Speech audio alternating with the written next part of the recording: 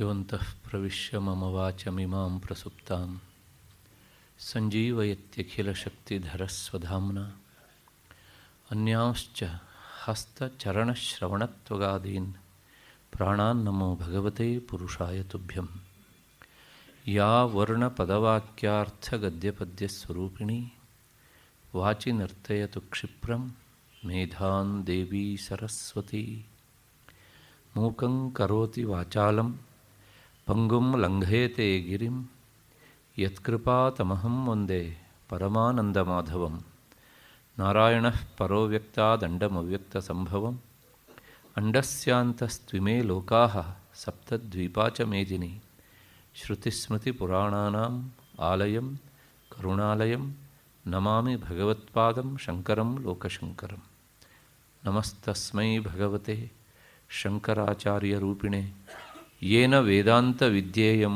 ಉದ್ಧೃತಾ ವೇದಸಾಗರಾತ್. ನನ್ನ ಭಗವದ್ಗೀತಾ ಬಂಧುಗಳೇ ಹಾಗೂ ಈ ಕಾರ್ಯಕ್ರಮದ ಪ್ರಾಯೋಜಕರಾದಂತಹ ಶ್ರೀಯುತ ವೆಂಕಟೇಶ್ ಮತ್ತು ಅವರ ಪರಿವಾರದವರೇ, ಎಲ್ಲ ಹಿರಿಯ ಶ್ರೋತೃಗಳೇ, ನಮ್ಮೆಲ್ಲರ ಹೃನ್ಮಂದಿರವನ್ನು ಬಿಡುತ್ತಾ ಇರುವಂತಹ ಆ ಮಹಾಚೈತನ್ಯಕ್ಕೆ ಪ್ರಣಾಮಗಳನ್ನು ಸಲ್ಲಿಸ್ತಾ ಇಂದಿನ ಚಿಂತನೆಗೆ ಮುಂದಾಗ್ತಾ ಇದ್ದೇನೆ. ನಿನ್ನೆ ದಿವಸ 35ನೇ ಶ್ಲೋಕದಲ್ಲಿ ಈ ತಾಮಸಿಕ ಧೃತಿಗೆ ಸಂಬಂಧಪಟ್ಟ ವಿಚಾರವನ್ನು ನಾವು ನೋಡಿದ್ದೇವೆ.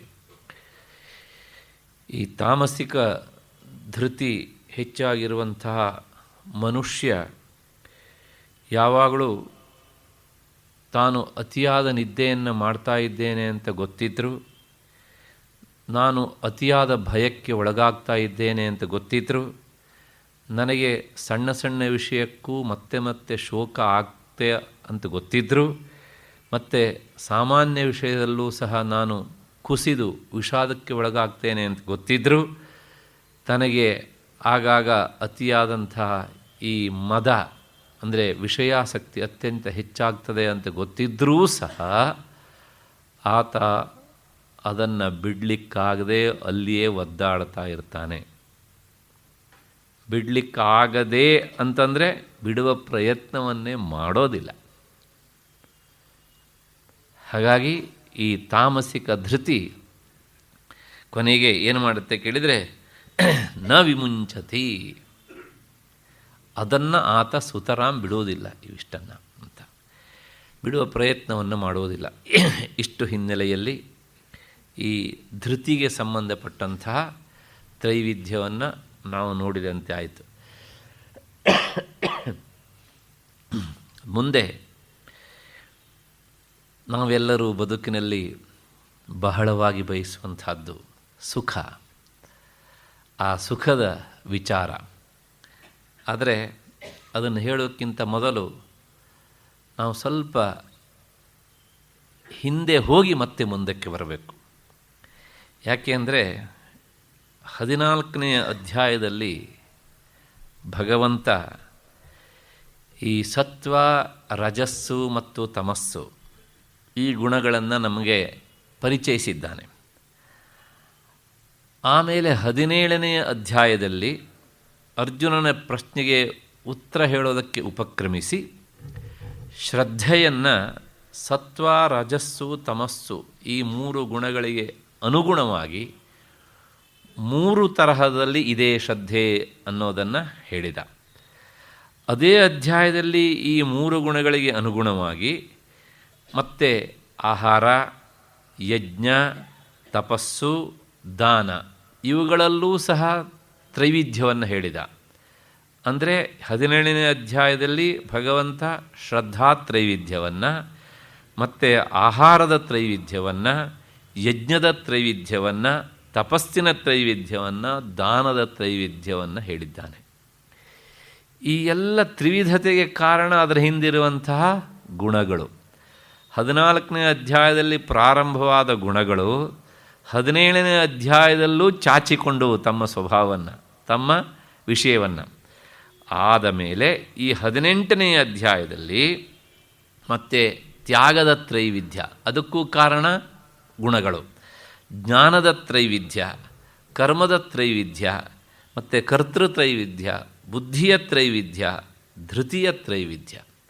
ಇಷ್ಟು ಅಲ್ಲಿಗೆ ಎಷ್ಟಾಯಿತು ಅಂದರೆ 11 ಅಂಶಗಳ ಕಾರ್ಯಕ್ರಮ ಆಯಿತು ಲೆಕ್ಕ ಹಾಕಿದರೆ. 17ನೇ ಅಧ್ಯಾಯದಲ್ಲಿ 5, ಈ ಅಧ್ಯಾಯದಲ್ಲಿ ಮತ್ತೆ ನಾವು ಈಗ ನೋಡಿದ್ದು 6, ಮತ್ತಿನ್ನು ಒಂದು ನೋಡಬೇಕಾದುಂಟು ಸುಖ 7. ಅದನ್ನು ಸೇರಿಸ್ಕೊಂಡ್ರೆ ಒಟ್ಟು 12 ಅಂಶಗಳ ಕಾರ್ಯಕ್ರಮ ಆಗ್ತದೆ. ಹೀಗೆ ಈಗ ಸುಖದ ವಿಚಾರವನ್ನು ಹೇಳಲಿಕ್ಕೆ ಭಗವಂತ ಮುಂದಾಗಿದ್ದಾನೆ. ಶ್ರದ್ಧೆಯಿಂದ ಆರಂಭಿಸಿ ಧೃತಿಯವರೆಗೆ ಒಟ್ಟು 11 ಅಂಶಗಳಾಗುತ್ತೆ ಅಂತ ನಾನು ಹೇಳಿದೆ. ಇದಕ್ಕೆಲ್ಲ ಕಾರಣ ಈ ತ್ರಿಗುಣಗಳೇ ಕಾರಣ, ಎಲ್ಲ ಬೇರೆ ಬೇರೆ ಬೇರೆ ಬೇರೆ ಆಗೋದಕ್ಕೆ. ಈಗ 12ನೇದಾದಂತಹ ಈ ಸುಖದ ತ್ರೈವಿಧ್ಯವನ್ನು ಭಗವಂತ ಹೇಳಬೇಕು. ಈ 12 ಅಂಶಗಳಲ್ಲೂ ಸಹ ರಾಜಸ ಮತ್ತು ತಾಮಸ ಭಾವಗಳನ್ನು ಕಡಿಮೆ ಮಾಡಿಕೊಳ್ತಾ ಸತ್ವ ಭಾವವನ್ನು ಅಂದರೆ ಸಾತ್ವಿಕ ಭಾವವನ್ನು ಹೆಚ್ಚಾಗಿ ಮಾಡಿಕೊಳ್ತಾ ಹೆಚ್ಚಾಗಿ ಅವುಗಳನ್ನು ಅಳವಡಿಸಿಕೊಳ್ತಾ ಹೋದರೆ ಸಾಧಕನಾದ ಮನುಷ್ಯ ತನ್ನ ಸಾಧನೆಯ ಪರಿಪೂರ್ಣ ಸ್ಥಿತಿಗೆ ತಲುಪ್ತಾನೆ ಎನ್ನುವಂಥದ್ದು ಭಗವಂತನ ಹೃದ್ಗತವಾದ ಅಭಿಪ್ರಾಯ. ಅಕಸ್ಮಾತ್ ಉತ್ಕಟವಾದ ಸಾಧನೆಯನ್ನು ಈ ದಿಸೆಯಲ್ಲಿ ಮಾಡೋದಕ್ಕೆ ಆಗದೇ ಇದ್ದರೆ ಕೊನೆಯ ಪಕ್ಷ ಈ ಗುಣಗಳನ್ನು ಅಳವಡಿಸಿಕೊಳ್ಳುವ ಪ್ರಯತ್ನವನ್ನು ಸಾಮಾನ್ಯ ಮಟ್ಟದಲ್ಲಿ ಮಾಡಿದರೂ ಸಹ ಆತ ಉತ್ತಮ ವ್ಯಕ್ತಿಯಾಗ್ತಾನೆ. ಸಮಾಜ ಕಂಟಕನಾಗುವಂತಹ ಯಾವುದೇ ದುರ್ಗುಣಗಳಿಂದ ಆತ ದೂರ ಸರಿದು ನಿಲ್ತಾನೆ, ಉತ್ತಮ ನಾಗರಿಕನಾಗ್ತಾನೆ, ಅವನ ವ್ಯಕ್ತಿತ್ವದ ವಿಕಸನ ಹಸನಾಗಿ ಆಗ್ತದೆ. ಗೀತೆ ಅಧ್ಯಾತ್ಮದ ಮುಖವನ್ನೂ ಹೇಳುತ್ತೆ, ಸಾಮಾಜಿಕವಾದಂಥ ಮುಖವನ್ನು ಹೇಳುತ್ತೆ. ತೀವ್ರವಾದ ಸಾಧನೆ ಇದ್ದರೆ ಅಧ್ಯಾತ್ಮದ ನಡೆ, ಸಾಮಾನ್ಯ ಸಾಧನೆ ಇದ್ದರೆ ಸ್ವಸ್ಥ ಸಮಾಜದ ಪ್ರಜೆ. ಹೀಗೆ ಹೇಳ್ತಾ ಭಗವಂತ ಈಗ ಮತ್ತೆ ಶ್ರದ್ಧೆಯಿಂದ ಆರಂಭಿಸಿ ಧೃತಿಯವರೆಗಿನ 11 ಅಂಶಗಳು ಸಹ ಇವು ಸಾಧನಾ ಸಮುದಾಯಗಳು. ಆದರೆ 12ನೇದಾದ ಈ ಸುಖ ಏನುಂಟು ಇದು ಸಾಧ್ಯ ಕೋಟಿಗೆ ಸಂಬಂಧಪಟ್ಟಿದ್ದು. ಈ 11 ಅಂಶಗಳು ಸಾಧನಾ ರೂಪವಾಗಿ ಇರಬೇಕಾದವುಗಳು. ಯಾಕೆ ಬೇಕು ಅಂದರೆ 12ನೇದಾದ ಈ ಸಾತ್ವಿಕ ಸುಖವನ್ನು ಪಡೆಯೋದಕ್ಕೋಸ್ಕರ. ಸಾಧನೆಯಿಂದ ಸಾಧ್ಯ ಪ್ರಾಪ್ತವಾಗ್ತದೆ. ಹಾಗಾಗಿ ಇದು ಸಾಧ್ಯ ಸ್ಥಾನದಲ್ಲಿರುವಂಥದ್ದು. ಅಂದ ಮಾತ್ರಕ್ಕೆ ಅದರಲ್ಲಿ ಸಾಧನೆಯ ಅಂಶ ಇಲ್ಲ ಅಂತ ಅಲ್ಲ, ಉಂಟು, ಅದರ ಕಡಿಮೆ ಅಂಶ. ಇಷ್ಟು ಹಿನ್ನೆಲೆಯಲ್ಲಿ ನಮ್ಮೆಲ್ಲರ ಬದುಕಿನ ಗುರಿ ಸುಖವನ್ನು ಪಡೆಯೋದು. ನಾವು ಏನೇ ಮಾತು ಹೇಳಿದ್ರೂ ಸಹ ಅದಕ್ಕೊಂದು ಯಾಕೆ ಅಂತ ಪ್ರಶ್ನೆ ಕೇಳೋದಕ್ಕಾಗತ್ತೆ. ಆದರೆ ನಾನು ಸುಖ ಪಡಬೇಕು ಅಂತ ಹೇಳಿದರೆ ಯಾಕೆ ಅಂತ ಯಾರೂ ಪ್ರಶ್ನೆ ಕೇಳೋದಿಲ್ಲ. ಯಾಕೆಂದರೆ ನಮ್ಮೆಲ್ಲರ ಬದುಕಿನ ಚರಮ ಪರಮ ಲಕ್ಷ್ಯ ಸುಖಾವಾಪ್ತಿ, ಅಂದರೆ ಸುಖ ಪ್ರಾಪ್ತಿ. ಸುಖ ಯಾಕೆ ಪಡಬೇಕು ಅಂತ ಯಾರೂ ಕೇಳೋದೇ ಇಲ್ಲ. ಕೇಳಿದರೆ ಅದಕ್ಕೆ ಉತ್ತರವೂ ಇಲ್ಲ ಅಷ್ಟೇ. ಯಾಕೆಂದರೆ ಸುಖ ಅಂದರೆ ಆತ್ಯಂತಿಕ ಸುಖ ಬೇರೆ ಅಲ್ಲ, ನಮ್ಮ ಸ್ವರೂಪ ಬೇರೆ ಅಲ್ಲ. ಅಷ್ಟು ಹಿನ್ನೆಲೆಯಲ್ಲಿ ಈಗ ಆ ಸುಖದ ಬಗ್ಗೆ ನಾವು ತಿಳ್ಕೊಳ್ಳೋದಕ್ಕೆ ಮುಂದಾಗ್ತಾ ಇದ್ದೇವೆ.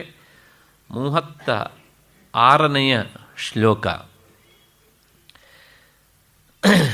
ಸುಖಂತು ಇದಾನೀಂ ತ್ರಿವಿಧಂ ಶೃಣು ಮೇ ಭರತರ್ಷಭ ಅಭ್ಯಾಸಾತ್ ರಮತೆ ಯತ್ರ ದುಃಖಾಂತಂಚ ನಿಗಚ್ಚತಿ. ನಾನು ಅದನ್ನು ಬಿಡಿಸಿ ಹೇಳಿದ್ದೇನೆ, ಹಾಗಾಗಿ ಸುಖಂತು ಇದಾನೀಂ ಅಂತ ಹೇಳಿದ್ದೇನೆ. ಎಲ್ಲ ಕಡೆಗೂ ಪುಸ್ತಕದೊಳಗೆ ಸುಖಂತು ಇದಾನೀಂ ಅಂತಲೇ ಇರ್ತದೆ. ಹಾಗೆ ಇರಬೇಕಾದದ್ದು ಸರಿ ಮುದ್ರಣದಲ್ಲಿ. ಹಾಗೆ ಅಭ್ಯಾಸಾತ್ ರಮತೆ ಅಂತಿರುತ್ತೆ, ಅಲ್ಲಿ ಬಿಡಿಸಿ ಹೇಳಿದಾಗ ಅಭ್ಯಾಸಾತ್ ರಮತೆ ಅಂತ ಆಗ್ತದೆ. ಇದಿಷ್ಟು ಈ ಶ್ಲೋಕದ ಪಠನದ ಒಂದು ಹಿನ್ನೆಲೆ.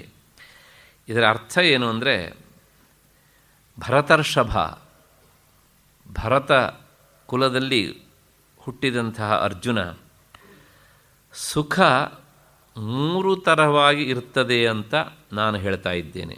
ಅದನ್ನು ಕೇಳು. ಅಭ್ಯಾಸ ಮಾಡ್ತಾ ಮಾಡ್ತಾ ಕ್ರಮಕ್ರಮವಾಗಿ ಯಾವ ಸುಖದಲ್ಲಿ ಸಾಧಕ ಓಲಾಡ್ತಾನೋ,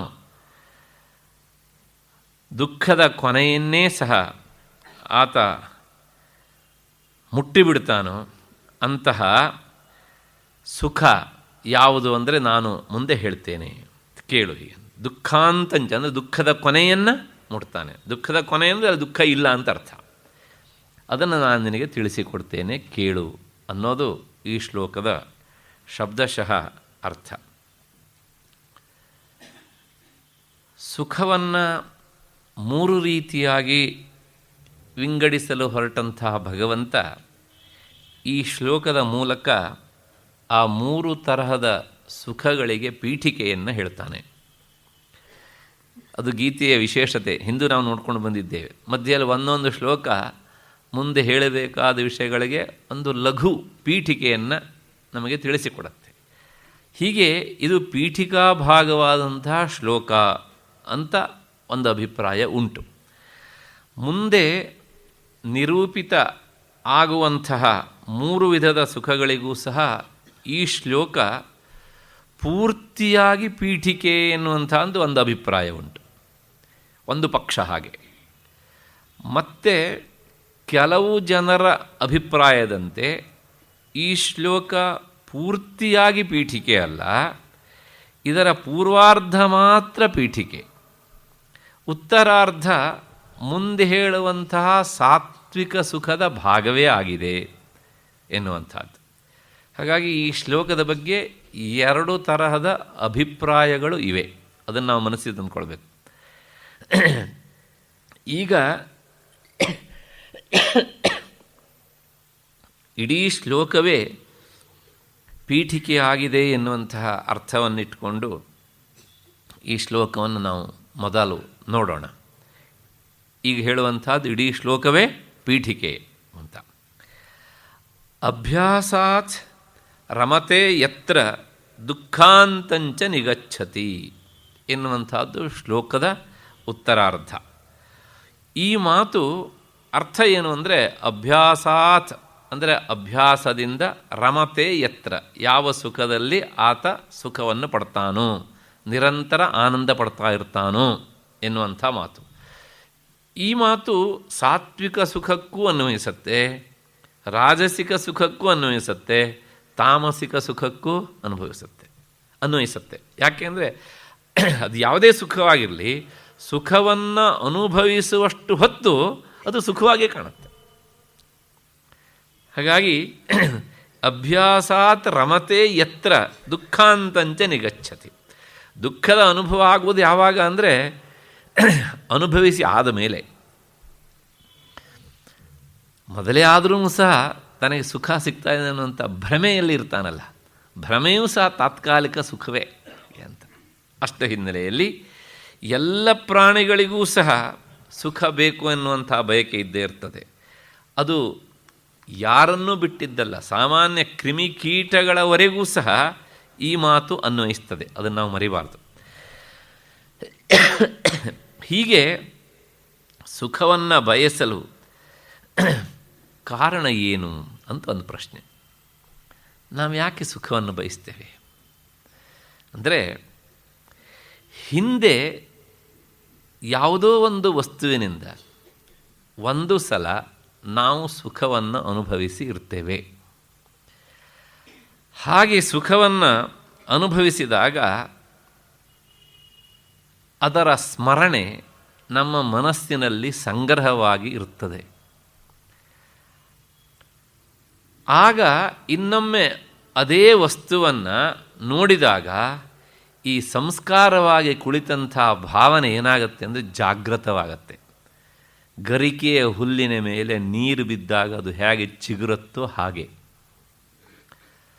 ತಕ್ಷಣ ಓಹೋ ನನಗೆ ಇದು ಬೇಕು, ಯಾಕೆಂದರೆ ಇದರಿಂದ ನಾನು ಹಿಂದೆ ಸುಖವನ್ನು ಅನುಭವಿಸಿದ್ದೆ ಅಂತ ಅನುಭೂತವಾದ ಸುಖದ ಸ್ಮರಣೆಯ ಜೊತೆಗೆ ಮತ್ತೆ ಈಗ ಸುಖವನ್ನು ಅನುಭವಿಸೋದಕ್ಕೆ ಮನುಷ್ಯ ಮುಂದಾಗ್ತಾನೆ.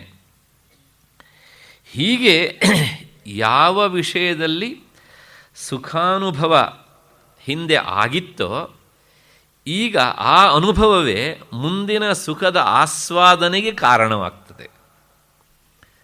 ಯಾಕೆಂದರೆ ಅದು ಸಂಸ್ಕಾರ ರೂಪದಲ್ಲಿ ಕುಳಿತಿರ್ತದೆ. ಕೆಲವೊಮ್ಮೆ ಈ ವಿಷಯದಲ್ಲಿ ಸುಖ ಇದೆ ಅಂತ ನೇರವಾಗಿ ನಾವು ಅನುಭವಿಸದೇ ಇದ್ರೂ ಸಹ ಬೇರೆಯವರು ಹೇಳಿದಾಗ ನಮಗೆ ಹೌದು ಅಂತ ಅನ್ನಿಸ್ತದೆ. ಆಗ ನೋಡೋಣ ಅಂತ ಪರೀಕ್ಷೆಗೋಸ್ಕರ ಮುಂದಾದಾಗಲೂ ಸಹ ಅದನ್ನು ಅನುಭವಿಸಿದ ಮೇಲೆ ಅನುಭವ ಮತ್ತೆ ಮತ್ತೆ ಆದಾಗ ಅದೂ ಸಹ ಸಂಸ್ಕಾರವಾಗಿ ಮಾರ್ಪಡ್ತದೆ. ಅಷ್ಟು ಹಿನ್ನೆಲೆಯಲ್ಲಿ ಈಗ ನಿಮಗೊಂದು ಸಂಶಯ ಬರಬಹುದು. ಹುಟ್ಟಿದ ಮಗು ತಕ್ಷಣವೇ ಸ್ತನ್ಯಪಾನಕ್ಕೆ ಅದು ಮುಂದಾಗ್ತದೆ. ಕೆಲವು ಮಕ್ಕಳು ಅಪೇಕ್ಷೆ ಪಡ್ತಾರೆ, ಕೆಲವು ಮಕ್ಕಳು ಅಪೇಕ್ಷೆ ಪಟ್ಟರೂ ಸಹ ಅದನ್ನು ಪ್ರಕಟಪಡಿಸಲಿಕ್ಕೆ ಆಗೋದಿಲ್ಲ. ಯಾಕೆ? ಬೆಳಗ್ಗೆ ಹುಟ್ಟಿದ ಮಗು ಸಂಜೆ ಅಷ್ಟೊತ್ತಿಗೆ ಸ್ತನ್ಯಪಾನಕ್ಕೆ ಹಪಹಪಿಸ್ತದೆ. ಈ ಜನ್ಮದಲ್ಲಿ ಅದು ಬೆಳಗ್ಗೆ ಹುಟ್ಟಿದ್ದು ಸಂಜೆ ಹಪಹಪಿಸ್ತದೆ, ಮಧ್ಯೆಯಲ್ಲಿ ಸ್ತನ್ಯಪಾನ ಮಾಡಲಿಲ್ಲ. ಈಗ ಸ್ತನ್ಯಪಾನ ಮಾಡಬೇಕು ಅಂತ ಭಾವನೆ ಬಂದಿದ್ದು ಇದೇ ಮೊದಲನೇ ಬಾರಿ. ಆದರೆ ನೀವು ಹೇಳಿದ್ರಿ ಹಿಂದೆ ಅನುಭೂತವಾದದ್ದೇ ಈಗ ಬರ್ತದೆ ಅಂತ. ಮತ್ತು ಮಗುವಿಗೆ ಯಾಕೆ ಆ ಭಾವನೆ ಬರ್ತದೆ? ಈ ಉದಾಹರಣೆ ಸ್ಪಷ್ಟ ಆಗದೇ ಇದ್ದರೆ ಹಸುವಿನ ಕರುವಿನ ಉದಾಹರಣೆನ ತಂದುಕೊಳ್ಳಿ, ಇನ್ನೂ ಸ್ಪಷ್ಟವಾಗುತ್ತೆ. ಯಾಕೆಂದರೆ ಮನುಷ್ಯ ಶಿಶುವಿಗಿಂತ ಹಸು ಶಿಶುಗಳು ಬಹಳ ಬೇಗ ಪ್ರವೃತ್ತವಾಗ್ತವೆ. ಹುಟ್ಟಿದ ತಕ್ಷಣವೇ ಅವು ತಾಯಿಯ ಅಡರಿಗೆ ಬಾಯಿ ಹಾಕೋದಕ್ಕೆ ಹೋಗ್ತವೆ, ಕೆಚ್ಚಲಿಗೆ. ಯಾಕೆ? ಈಗ ತಾನೇ ಹುಟ್ಟಿವೆ, ಅದಕ್ಕೆ ಎಲ್ಲಿದೆ ಅನುಭವನೇ ಆಗಲಿಲ್ವಲ್ಲ. ಹೌದು, ನಾನು ಹೇಳಿದೆ ಮನಸ್ಸಿನಲ್ಲಿ ಸಂಸ್ಕಾರವಾಗಿ ಕುಳಿತಿರುತ್ತದೆ ಅಂತ. ಕರುವಿನ ಸ್ಥೂಲ ಶರೀರ ಈಗಿನದು, ಅದರ ಒಳಗಿನ ಮನಸ್ಸು ಹಿಂದಿನ ಜನ್ಮದಲ್ಲೂ ಅದು ಸ್ತನ್ಯಪಾನ ಮಾಡಿದೆ. ಹಾಗಾಗಿ ಏನಾಗುತ್ತೆ ಕೇಳಿದರೆ ಅದು ಇಲ್ಲಿ ಉದ್ಭೂತವಾಗಿಬಿಡುತ್ತೆ. ಅದಿಲ್ಲದೇ ಇದ್ದರೆ ನಮಗೆ ಜೀವನದಲ್ಲಿ ಎಂದೂ ಕಂಡು ಕೇಳದೇ ಇರುವ, ಅನುಭವಿಸದೇ ಇರುವ ವಸ್ತುವನ್ನು ಅನುಭವಿಸಬೇಕು ಅನ್ನುವಂಥ ಭಾವನೆ ಬರೋದೇ ಇಲ್ಲ. ಕರಾರುವಾಕ್ಕ ಹೇಳುತ್ತೆ ಶಾಸ್ತ್ರ. ನಮಗೆ ಆ ಭಾವನೆ ಬಂದಿದೆ ಅಂದರೆ ಈ ಜನ್ಮದಲ್ಲಿಯೋ ಜನ್ಮಾಂತರದಲ್ಲೋ ನಾವು ಅದನ್ನು ಅನುಭವಿಸಿ ಇರ್ತೇವೆ. ಮನಸ್ಸಿನಲ್ಲಿ ಸಂಸ್ಕಾರ ಬೀಜ ರೂಪದಲ್ಲಿ ಕುಳಿತಿರುತ್ತದೆ. ಹಾಗಾಗಿ ಅನುಭವಿಸೋದಕ್ಕೆ, ಆಸ್ವಾದನೆ ಮಾಡೋದಕ್ಕೆ ಮುಂದಾಗ್ತಾನೆ. ಮನುಷ್ಯ ಒಬ್ಬ ಅಂತಲ್ಲ, ಎಲ್ಲರೂ ಸಹ, ಎಲ್ಲ ಪ್ರಾಣಿಗಳು ಸಹ. ಹೀಗೆ ನಾವೇ ನೇರ ಅನುಭವಿಸದೇ ಇದ್ರೂ ಸಹ ಬೇರೆಯವರು ಹೇಳಿದಾಗಲೂ ಸಹ ಕೆಲವು ಸಲ ನಮಗೆ ಪ್ರವೃತ್ತಿ ಆಗ್ತದೆ. ಒಟ್ಟಾರೆ ಪರೋಕ್ಷವೋ ಪ್ರತ್ಯಕ್ಷವೋ ಅದು ನಮಗೆ ಅನುಭವಕ್ಕೆ ಬರಬೇಕು. ಆಗ ಮಾತ್ರ ಸುಖಾಸ್ವಾದನೆಗೆ ಪ್ರವೃತ್ತನಾಗ್ತಾನೆ. ಇಷ್ಟು. ಮತ್ತು ಈ ವಿಷಯದಲ್ಲಿ ಇನ್ನೂ ಮುಂದುವರೆದು ಹೋಗಿ ಹೇಳಬೇಕು ಅಂದರೆ ಈ ಅಂಶವನ್ನು ಭಗವಂತ ಇಲ್ಲಿ ನೇರ ಹೇಳ್ತಾನೆ. ಅಭ್ಯಾಸಾತ್ ರಮತೆ ಅಂತ. ಒಂದು ಸಲ ಸುಖವನ್ನು ಅನುಭವಿಸಿ ಆದಮೇಲೆ ಅದು ಸಂಸ್ಕಾರವಾಗಿರುತ್ತೆ ಅಂತ ನಾನು ಹೇಳಿದೆ. ಮತ್ತೆ ಮತ್ತೆ ಆ ಸುಖವನ್ನು ಬೇಕು ಬೇಕು ಅಂತ ಬಯಸ್ತಾ ಮತ್ತೆ ಮತ್ತೆ ಅನುಭವಿಸಿದಾಗ ಆಗ ಸುಖ ಏನಾಯಿತು? ಅದು ಮತ್ತೆ ಮತ್ತೆ ಅನುಭೂತವಾದದ್ದಾಯಿತು. ಆಗ ಅದು ಅಭ್ಯಾಸವಾಯಿತು. ಹಾಗಾಗಿ ಅಭ್ಯಾಸಾತ್ ರಮತೆ, ಅಭ್ಯಾಸದಿಂದ ಆ ಸುಖದಲ್ಲಿ ರಮಿಸ್ತಾನೆ. ಅದು ಒಳ್ಳೆಯದಾದರೂ ಇರ್ಬೋದು, ಕೆಟ್ಟದ್ದಾದರೂ ಇರ್ಬೋದು, ಸಾತ್ವಿಕವಾದರೂ ಇರ್ಬೋದು, ರಾಜಸಿಕ ಇರ್ಬೋದು, ಅಥವಾ ತಾಮಸಿಕ ಇರ್ಬೋದು. ಒಟ್ಟಾರೆ ಅಲ್ಲಿ ರಮಿಸಬೇಕು ಅಂದರೆ ಹಿಂದೆ ಅವನಿಗೆ ಅಭ್ಯಾಸ ಆಗಿರಬೇಕು. ಅಭ್ಯಾಸ ಮತ್ತೆ ಮತ್ತೆ ಅನುಭವಕ್ಕೆ ಬಂದಿರಬೇಕು. ಅಷ್ಟು. ಮತ್ತು ಅಲ್ಲಿ ಮುನ್ನೊಂದು ಶಬ್ದ ಉಂಟು ಅಲ್ಲಿ, ದುಃಖಾಂತಂಚ ನಿಗಚ್ಚತಿ ಅಂತ. ಹೀಗೆ ಸುಖದ ಅನುಭವ ಆಗುತ್ತಾ ಇರುವಾಗ ಅನುಭವಿಸುವ ವೇಳೆಯಲ್ಲಿ ದುಃಖಗಳು ಮರೆತು ಹೋಗ್ತವೆ. ಈ ಮಾತು 3 ವಿಧದ ಸುಖಕ್ಕೂ ಅನ್ವಯಿಸ್ತದೆ. ನಾನು ಅದನ್ನು ಹೇಳಿದ್ದೇನೆ. ಈಗ ಈ ಶ್ಲೋಕದ ಒಟ್ಟು ಮುಂದಿನ 3 ಸುಖಗಳಿಗೆ ಪೀಠಿಕೆ ಎನ್ನುವಂಥ ಪಕ್ಷದ ಅಭಿಪ್ರಾಯವನ್ನು ನಾನು ಹೇಳಿ ಮುಗಿಸಿದಾಗಾಯಿತು. ಮತ್ತು ಶ್ಲೋಕದ ಪೂರ್ವಾರ್ಧ ಮಾತ್ರ ಪೀಠಿಕೆ, ಉತ್ತರಾರ್ಧ ಮುಂದಿನ ಶ್ಲೋಕಗಳಿಗೆ ಸಂಬಂಧಪಟ್ಟಿದ್ದು ಎನ್ನುವಂಥದ್ದು. ಉತ್ತರಾರ್ಧ ಮಾತ್ರ, ಪೂರ್ವಾರ್ಧ ಮಾತ್ರ ಪೀಠಿಕೆ ಎನ್ನುವಂಥದ್ದು. ಆ ಪಕ್ಷದ ಅಭಿಪ್ರಾಯವನ್ನು ನಾವು ನೋಡಬೇಕು. ಅಭ್ಯಾಸಾತ್ ರಮತೆ ಯತ್ರ ದುಃಖಾಂತಂಚ ನಿಗಚ್ಚತಿ ಎನ್ನುವಂತಹ ಈ ಭಾಗ ಸಮಾಧಿಯ ಸುಖವನ್ನು ಹೇಳುವಂತಹ ಭಾಗ ಅಂತ ಬಹಳಷ್ಟು ಜನ ವ್ಯಾಖ್ಯಾನಕಾರರು ಹೇಳ್ತಾರೆ. ಯಾಕೆ ಅಂದರೆ ಈ ಸಮಾಧಿ ಸ್ಥಿತಿ ದೀರ್ಘಕಾಲದ ಅಭ್ಯಾಸದ ಸಾಧನೆಯಿಂದ ಮಾತ್ರ ಅದು ಸಿದ್ಧಿಸ್ತದೆ. ದೀರ್ಘಕಾಲದ ಅಭ್ಯಾಸದಿಂದ ಉಂಟಾಗುವ ಸಮಾಧಿ ಸ್ಥಿತಿಗೆ ಅವನವನ ಆನಂದ ಅನುಭವವೇ ಸಾಕ್ಷಿ. ಅವನು ಸುಖ ಪಡ್ತಾ ಇದ್ದಾನೋ ಇಲ್ವೋ ಅಂತ ಹೊರಗಿನಿಂದ ನೋಡಿದ ವ್ಯಕ್ತಿಗೆ ಗೊತ್ತಾಗುವುದಿಲ್ಲ. ಹಾಗಾಗಿ ಅವರವರ ಆನಂದದ ಅನುಭವವೇ ಅದಕ್ಕೆ ಸಾಕ್ಷಿ. ಇಷ್ಟು ಆದ ಮೇಲೆ ಮತ್ತೆ ಅಲ್ಲಿ ಹೇಗಿರುತ್ತದೆ ಅಂದರೆ, ಕೃತ್ರಿಮವಲ್ಲದ ಅಮಿತವಾದಂತಹ ಆನಂದ ಅವನಿಗೆ ಸಿಗ್ತದೆ. ಹಾಗೆ ಸಿಗೋದಕ್ಕೆ ಕಾರಣ ಅವನು ಹಿಂದೆ ಅಭ್ಯಾಸ ಮಾಡಿದಂಥ ಧ್ಯಾನ, ಈ ಸಾಧನೆಗಳೆಲ್ಲ. ಆ ಸ್ಥಿತಿಯಲ್ಲಿ ಅಂದರೆ ಧ್ಯಾನದ ಸ್ಥಿತಿಯಲ್ಲಿ ಅವನಿಗೆ ಅಂದರೆ ಸಾಧಕನಿಗೆ ಅಮಿತವಾದಂತಹ ಆನಂದದ ಅನುಭವ ಆದರೆ ಧ್ಯಾನದ ಸ್ಥಿತಿಯಲ್ಲಿ, ಆಗ ಅವನಿಗೆ ಸಮಾಧಿಯ ಸೋಪಾನಗಳು ಪ್ರಾರಂಭ ಆಗ್ತಾ ಇವೆ ಅಂತಲೇ ಅರ್ಥ. ಹಾಗೆ ಆ ಆನಂದಾನುಭವ ದೀರ್ಘಕಾಲದ ಅಭ್ಯಾಸದಿಂದ ಆಗ್ತಾ ಇದ್ದಾಗ ಅದು ಹೇಗಿರುತ್ತೆ ಅಂದರೆ, ಅದು ಒಳಗಿನಿಂದ ಬರುವಂಥದ್ದಾದ್ದರಿಂದ ವಿಷಯ ಸುಖದಷ್ಟು ಕ್ಷಣಿಕವಾಗಿ ಇರುವುದಿಲ್ಲ. ಈ ದೀರ್ಘಕಾಲದ ಅಭ್ಯಾಸದಿಂದ ಆತ ಅಲ್ಲಿಯೇ ರಮತೆ, ಅದನ್ನು ಬಿಟ್ಟು ಈಚೆ ಬರೋದಕ್ಕೆ ಇಷ್ಟಪಡುವುದಿಲ್ಲ. ಇದನ್ನೇ ಭಗವಂತ ಹೇಳ್ತಾನೆ, ಅಭ್ಯಾಸಾತ್ ರಮತೆ ಯತ್ರ ಅಂತ. ಮತ್ತೆ ಹೀಗೆ ಮುಂದುವರೆದಾಗ ಸಮಾಧಿ ಸ್ಥಿತಿಯಲ್ಲಿ ಈ ಆನಂದದ ಅನುಭವ ಆಗ್ತಾ ಇರುವಾಗ ಎಲ್ಲ ದುಃಖಗಳು ಕೊನೆಗೊಂಡು ಬಿಡುತ್ತವೆ ಅಂತ. ಅದನ್ನೇ ಮುಂದಿನ ಮಾತು ಹೇಳುತ್ತೆ, ದುಃಖಾಂತಂಚ ನಿಗಚ್ಚತಿ. ಅಲ್ಲಿ ಅವು ತಾತ್ಕಾಲಿಕವಾಗಿ ನಿವೃತ್ತಿ ಆಗ್ತವೆ, ಆದರೆ ಸಮಾಧಿ ಸ್ಥಿತಿಯಲ್ಲಿ ಅವನಿಗೆ ದುಃಖಗಳು ಶಾಶ್ವತವಾಗಿಯೇ ಕಡಿಮೆ ಆಗ್ತಾ ಬಂದುಬಿಡ್ತವೆ. ಹಾಗಾಗಿ ದುಃಖಾಂತಂಚ ನಿಗಚ್ಚತಿ. ಹೀಗೆ ಉತ್ತರಾರ್ಧ ಒಟ್ಟು ಈ ಸುಖಕ್ಕೆ ಅದು ಕಾರಣ ಏನು ಅನ್ನೋದನ್ನು ತಿಳಿಸಿಕೊಡುತ್ತೆ. ಸಾತ್ವಿಕ ಸುಖದಲ್ಲಿ ಮಾತ್ರ ದುಃಖವಿಲ್ಲದೆ ಇರುವಂಥ ಸ್ಥಿತಿ ಇರ್ತದೆ ಅಂತ ಹೇಳ್ತಾನೆ ಭಗವಂತ. ರಾಜಸ ಮತ್ತು ತಾಮಸಿಕ ಸುಖದಲ್ಲಿ ಕೊನೆಯಲ್ಲಿ ದುಃಖ ಆಗೇ ಆಗುತ್ತೆ. ಹಾಗಾಗಿ ಅಲ್ಲಿ ದುಃಖಾಂತಂಚ ನಿಗಚ್ಚತಿ ಇಲ್ಲವೇ ಇಲ್ಲ, ಸುಖಾಂತಂ ನಿಗಚ್ಚತಿ. ಅದಕ್ಕೋಸ್ಕರ ಸಾತ್ವಿಕ ಸುಖಕ್ಕೆ ಮಾತ್ರ ದುಃಖಾಂತಂ ನಿಗಚ್ಚತಿ ಅಂದರೆ ದುಃಖದ ಅನುಭವವನ್ನು ದಾಟಿ ಮುಂದಕ್ಕೆ ಹೋಗಿಬಿಡ್ತಾನೆ, ಅವನಿಗೆ ಆಗೋದಿಲ್ಲ ಅವನಿಗೆ ಅಂತ. ಸಾತ್ವಿಕ ಸುಖಕ್ಕೆ ಮಾತ್ರ ಈ ಮಾತು ಅನ್ವಯಿಸುವಂಥದ್ದು. ಬಹಳ ಎತ್ತರದ ಮಾತುಗಳನ್ನೆಲ್ಲ ಹೇಳ್ತಾನೆ ಭಗವಂತ. ಅದರ ಅನುಭವ ಇಲ್ಲದೆ ಇರುವಂತಹ ನಮ್ಮಂಥವರಿಗೆ ಹೇಳೋದು ಬಹಳ ಕಷ್ಟ. ಆದ್ರೂ ಸಹ ಎಷ್ಟೋ ಜನರ ವ್ಯಾಖ್ಯಾನಕಾರರ ಸಹಾಯದ ಹಿನ್ನೆಲೆಯಲ್ಲಿ ಒಂದಿಷ್ಟು ವಿಷಯವನ್ನು ಮತ್ತೆ ಮುಂದುವರೆದು ನಿಮ್ಮ ಮುಂದಿಡುವಂತಹ ಪ್ರಯತ್ನವನ್ನು ಮಾಡ್ತೇನೆ. ಈಗ ಸಾತ್ವಿಕ ಸುಖಕ್ಕೆ ಸಂಬಂಧಪಟ್ಟ ವಿಚಾರ. ಈ ಮಧ್ಯೆಯಲ್ಲಿ ಈ ವಿಷಯಕ್ಕೆ ಸಂಬಂಧಪಟ್ಟಾಗಿ ಒಂದು ವಿಷಯವನ್ನು ಹೇಳಿಬಿಡ್ತೇನೆ.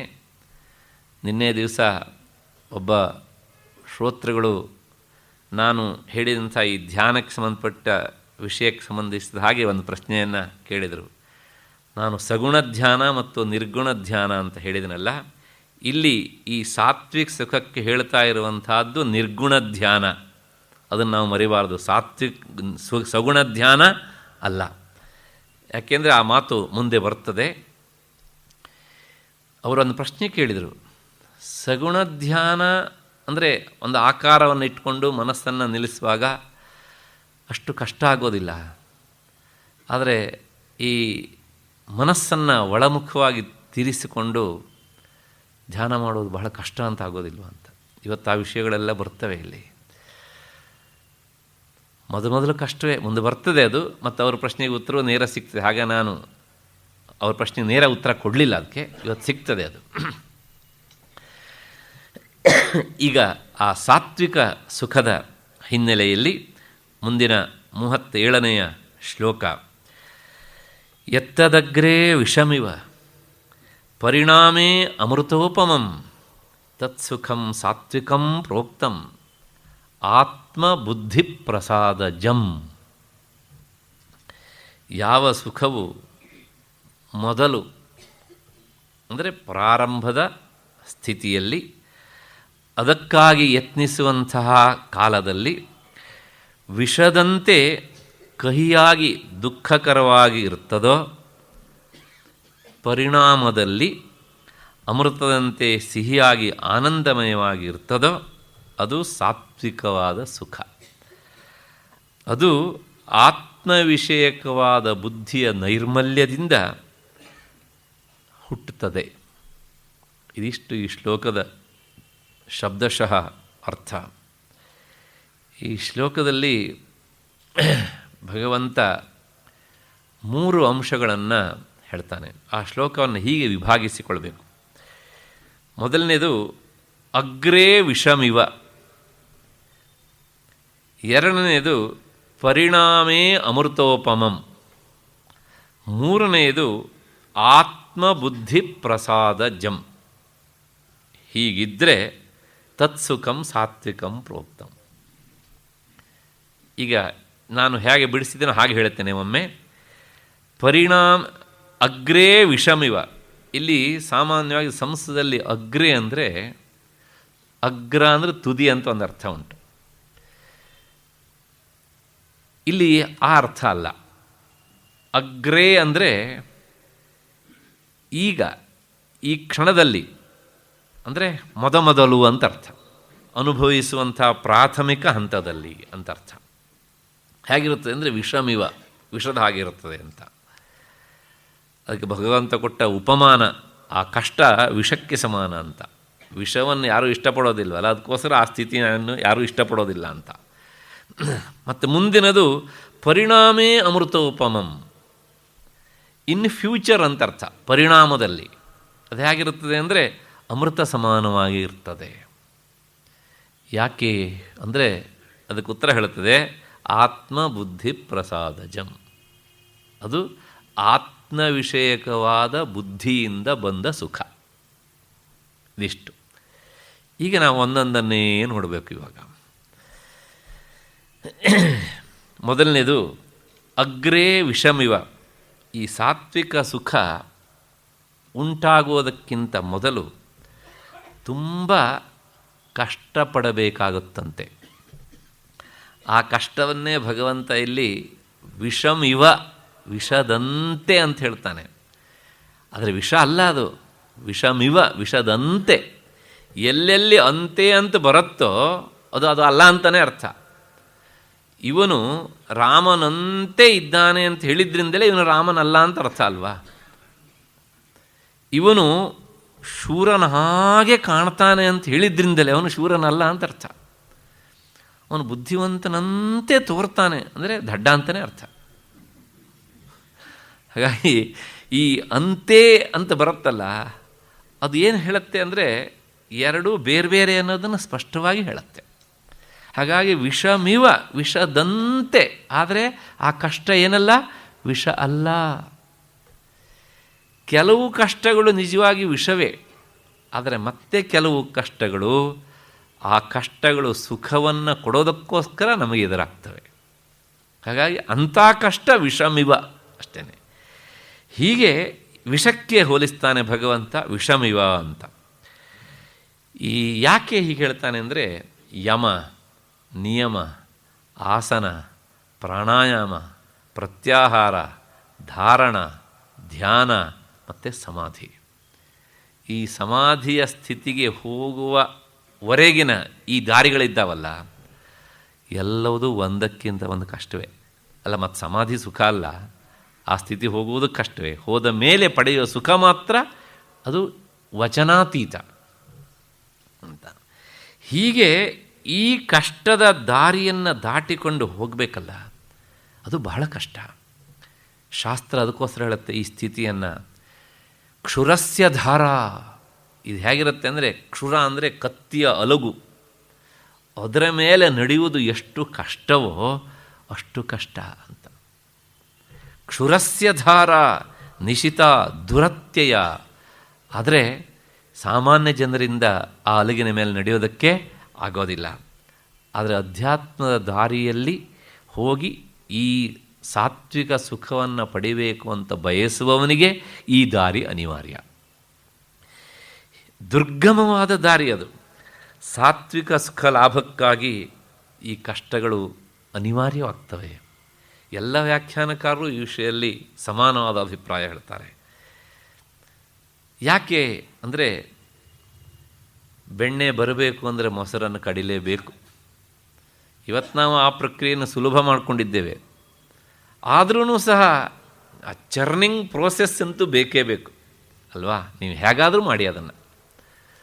ಹಾಗೆಯೇ ಕಬ್ಬನ್ನು ಜಗಿದಾಗ ಮಾತ್ರ ನಮಗೆ ರಸ ಸಿಗ್ತದೆ. ಇಲ್ಲ, ನಾನು ಕಬ್ಬನ್ನು ಜಗಿಯೋದಿಲ್ಲ, ಆದರೆ ಅದರ ರಸ ಬೇಕು ಅಂದರೆ ಆಗೋದಿಲ್ಲ. ಯಾರೋ ತೆಗೆದುಕೊಟ್ಟ ರಸ ನಾವೇ ಜಗಿದು ಅನುಭವಿಸುವ ರಸದಷ್ಟು ರುಚಿಯಾಗಿರೋದಿಲ್ಲ ಅದು. ಹಾಗೆಯೇ ಈ ಚಾಣದ ಏಟು ತಿಂದಾಗ ಮಾತ್ರ ಅದು ಶಿಲೆ ವಿಗ್ರಹ ಆಗುತ್ತೆ. ಹೆಚ್ಚೆಚ್ಚು ಏಟು ತಿಂದರೆ ಒಳ್ಳೆಯ ವಿಗ್ರಹ ಆಗುತ್ತೆ. ಕಡಿಮೆ ಕಡಿಮೆ ತಿಂದರೆ ಬೇರೆ ಬೇರೆ ಆಕಾರ ತಾಳುತ್ತೆ ಅಲ್ವಾ? ಆ ಕಷ್ಟವನ್ನು ಆ ಕಲ್ಲು ಸಹಿಸಲೇಬೇಕು.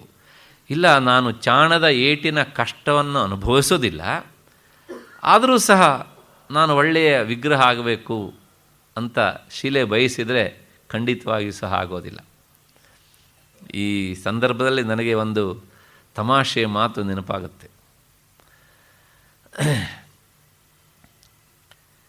ಈ ಶಿಲ್ಪಿಯ ಚಾಣದ ಏಟನ್ನು ಯಾವ ಶಿಲೆ ಹೆಚ್ಚೆಚ್ಚು ತಿಂದಿರತ್ತೋ, ಹೆಚ್ಚೆಚ್ಚು ಅನುಭವಿಸಿರತ್ತೋ, ಅಂದರೆ ಹೆಚ್ಚು ಕಷ್ಟವನ್ನು ಪಟ್ಟಿರತ್ತೋ, ಅದನ್ನು ವಿಗ್ರಹ ಅಂತ ಕರೆದು ದೇವಾಲಯದ ಗರ್ಭಗುಡಿಯಲ್ಲಿಟ್ಟು ಅದಕ್ಕೆ ಪೂಜೆ ಮಾಡ್ತಾರೆ ಅಲ್ವಾ? ಅದಕ್ಕಿಂತ ಸ್ವಲ್ಪ ಕಡಿಮೆ ಪೆಟ್ಟನ್ನು ತಿಂದ ಶಿಲೆಯನ್ನು ಆ ದೇವಾಲಯದ ಕಂಬವನ್ನಾಗಿ ನಿಲ್ಲಿಸ್ತಾರೆ. ಭಾರ ಹೊತ್ಕೊಂಡು ಬಿದ್ದಿರು ಯಾವಾಗಲೂ ಅಂತ. ಮತ್ತು ಇನ್ನೂ ಕಡಿಮೆ ಪೆಟ್ಟು ತಿಂದಂತಹ ಶಿಲೆಯನ್ನು ದೇವಸ್ಥಾನಕ್ಕೆ ಮೆಟ್ಟಲಾಗಿ ಮಾಡ್ತಾರೆ. ಎಲ್ಲರೂ ತುಳಿಬೇಕು ಅದನ್ನು ಅಂತ. ಯಾಕೆ ಅಂದರೆ, ಕಡಿಮೆ ಪೆಟ್ಟು ತಿಂದ ತಪ್ಪಿಗೆ ಜೀವನದುದ್ದಕ್ಕೂ ಇನ್ನೊಬ್ಬರ ಹತ್ರ ತುಳಿಸ್ಕೊಳ್ಬೇಕು. ಸ್ವಲ್ಪ ಅರ್ಧಂಬರ್ಧ ತಿಂದಿದ್ದಕ್ಕೆ ಭಾರ ಹೊತ್ಕೊಂಡಿರಬೇಕು. ಹೆಚ್ಚು ಪೆಟ್ಟು ತಿಂದು ಆಕಾರ ತಾಳಿದ್ದಕ್ಕೆ ಗರ್ಭಗುಡಿಯಲ್ಲಿ ನಿಂತು ಪಂಚಾಮೃತ ಅಭಿಷೇಕ ಮಾಡಿಕೊಳ್ಬೇಕು.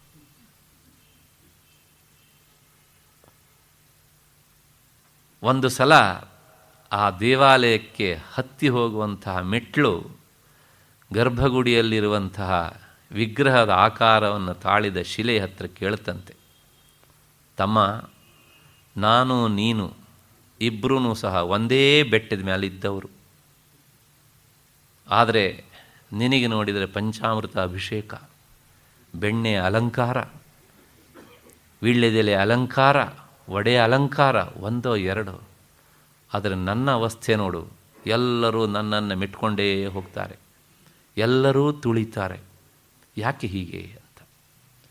ಆಗ ಒಳಗಿದ್ದ ಆ ವಿಗ್ರಹ ಪಟ್ಟದ ಕಲ್ಲಿನ ವಿಗ್ರಹ ಹೇಳ್ತಂತೆ, ಹೌದಪ್ಪ, ನಾನು ಇಲ್ಲಿ ಕುಳಿತು ಪಂಚಾಮೃತ ಪೂಜೆ ಮಾಡಿಸ್ಕೊಳ್ಬೇಕಿದ್ರೆ ಎಷ್ಟೆಲ್ಲ ಏಟನ್ನು ತಿಂದಿದ್ದೀನಿ ಗೊತ್ತಾ?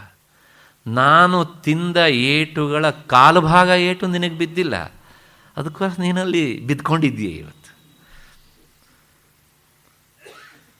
ನನ್ನ ಈ ದೇಹದ ಯಾವುದೇ ಭಾಗಕ್ಕೂ ಸಹ ಶಿಲ್ಪಿ ತನ್ನ ಚಾಣವನ್ನು ತಾಗಿಸ್ಲಿಲ್ಲ ಅಂತಿಲ್ಲ, ಎಲ್ಲ ಕಡೆಗೂ ಹೊಡೆದಿದ್ದಾನೆ ನನಗೆ. ಹೊಡೆಸ್ಕೊಂಡು ಸಾಕಪ್ಪ ಸಾಕು ಅಂತ ಅನಿಸ್ಕೊಂಡು ಆ ಕಷ್ಟವನ್ನು ಅನುಭವಿಸಿ ಇವತ್ತು ಎಲ್ಲರೂ ನನಗೆ ಕೈ ಮುಗಿಯುವಂತಹ ಸ್ಥಿತಿಗೆ ನಾನು ಬಂದಿದ್ದೇನೆ. ಇದು ನಮ್ಮ ವೇದಾಂತದಲ್ಲಿ ಕಲ್ಲುಗಳು ಹೀಗೆ ಮಾತಾಡ್ಕೊಳ್ತವೆ. ಹಿಂದೆ ನಾನು ಹೇಳಿದ್ದೆ, ವೇದಾಂತಕ್ಕೆ ಎಲ್ಲವೂ ಬೇಕು ನಮಗೆ ಹೀಗೆ ಅಂತ, ಯಾಕೆಂದರೆ ಕೊನೆಗೆ ಎಲ್ಲದನ್ನು ಬಿಡೋದಕ್ಕೆ ಅಂತ. ಇದನ್ನು ನೋಡಿ ನಮ್ಗೆ ಹೌದು ಅಂತ ಅನಿಸುತ್ತೆ, ಭಾಳ ಸತ್ಯವಾದ ಅನಿಸಿಕೆ ಅಂತ ಅನಿಸುತ್ತೆ. ಈಗಂತೂ ವಿಶೇಷವಾಗಿ ನೋಡಿ ಧನುರ್ಮಾಸ ಅಲ್ವಾ, ಬೆಳಗ್ಗೆ 5 ಗಂಟೆಗೆ ಆ ವಿಗ್ರಹಕ್ಕೆ ಅಲ್ಲಿ ಪೂಜೆ ನಡೆಯುತ್ತೆ. ಬಿಸಿ ಬಿಸಿಯಾದ ಪೊಂಗಲನ್ನು ನೈವೇದ್ಯ ಮಾಡ್ತಾರೆ, ಇನ್ನೂ ಏನೇನೋ ನೈವೇದ್ಯ ಮಾಡ್ತಾರೆ ಅಲ್ವಾ. ಜನ ಸೇರಿರ್ತಾರೆ, ಅಲ್ಲಿ ಪೊಂಗಲನ್ನು ಹಂಚುತ್ತಾರೆ. ಆದರೆ ಏನು ಮಾಡೋದು, ಪೊಂಗಲ್ ಕೊಟ್ಟ ತಕ್ಷಣ ಅದು ಅಂಟತ್ತೆ, ಅದು ಖರ್ಚಿ ಮರ್ತು ಬಿಟ್ಟು ಹೋಗಿರ್ತೇವೆ ನಾವು. ಪೊಂಗಲ್ ತಿನ್ನೋದು, ದೇವಸ್ಥಾನದ ಕಂಬಕ್ಕೆ ಒರೆಸೋದು. ಮತ್ತು ಸ್ವಲ್ಪ ಈಚೆ ಬಂದು ನೋಡಿದ್ರೆ ಅನಿಸುತ್ತೆ, ನಮಗೆಲ್ಲ ಹಂಚಿದಂಥ ಪೊಂಗಲನ್ನು ಇಟ್ಟಿದ್ದು ಅದೇ ಮೆಟ್ಲೆ ಮೇಲೇ, ಅದು ಪಾಪ ಸುಟ್ಕೊಂಡು ಪುನಃ ಎಲ್ಲರೂ ಸಾಕು ಅಂತ ಬಿಸಾಡಿದ್ದನ್ನೆಲ್ಲ ಅಂಟಿಸ್ಕೊಂಡು ತೃಪ್ತಿ ಪಡಬೇಕು. ಯಾಕೆ ಅಂದರೆ ಅದು ಅದರಷ್ಟು ಕಷ್ಟಪಡಲಿಲ್ಲ ಕಂಬ, ಆಗ ಪೊಂಗಲ್ ಒರೆಸ್ಕೊಳ್ಳೋದೇ ಅದರ ಹಣೆ ಬರಹ. ಅದರಷ್ಟು ಕಷ್ಟಪಡಲಿಲ್ಲ ಈ ಮೆಟ್ಲು. ಹೀಗೆ ಈ ಸಾತ್ವಿಕ ಸುಖ ಸಿಗಬೇಕು ಅಂತಾದಾಗ ಅದು ಸುಖ ಸಿಗೋದಕ್ಕಿಂತ ಮುನ್ನ ಈ ಕಷ್ಟಗಳನ್ನು ಅನುಭವಿಸಲೇಬೇಕಾದದ್ದು ಅನಿವಾರ್ಯ. ಅಷ್ಟೇ ಅಲ್ಲ, ಮಣ್ಣಿನಲ್ಲಿ ಬಂಗಾರ ಸಿಗ್ತದೆ, ಆದರೆ ಹಾಗೆ ಸಿಕ್ಕಂಥ ಬಂಗಾರ ಶಿರೋಭೂಷಣವಾದ ಆಭರಣ ಆಗಬೇಕಿದ್ರೆ ಅಥವಾ ಮಾಂಗಲ್ಯದ ಸರ ಆಗಬೇಕಿದ್ರೆ ಅದು ಸೊನಗಾರನ ಎಷ್ಟೊಂದು ಪೆಟ್ಟನ್ನು ತಿನ್ನಬೇಕಲ್ವ. ಅದು ಹಾಗೇ ಇರ್ತೇನೆ, ಕತ್ತಿನಲ್ಲಿ ನಾನು ಕೂತ್ಕೊಂಡಿರ್ತೇನೆ ಅಂದರೆ ಯಾರು ಹಾಕ್ಕೊಳ್ತಾರೆ ಅದನ್ನು? ಆದ್ದರಿಂದ ಆ ಏಟು ಪ್ರಾಥಮಿಕ ಹಂತದಲ್ಲಿ ಅನಿವಾರ್ಯ.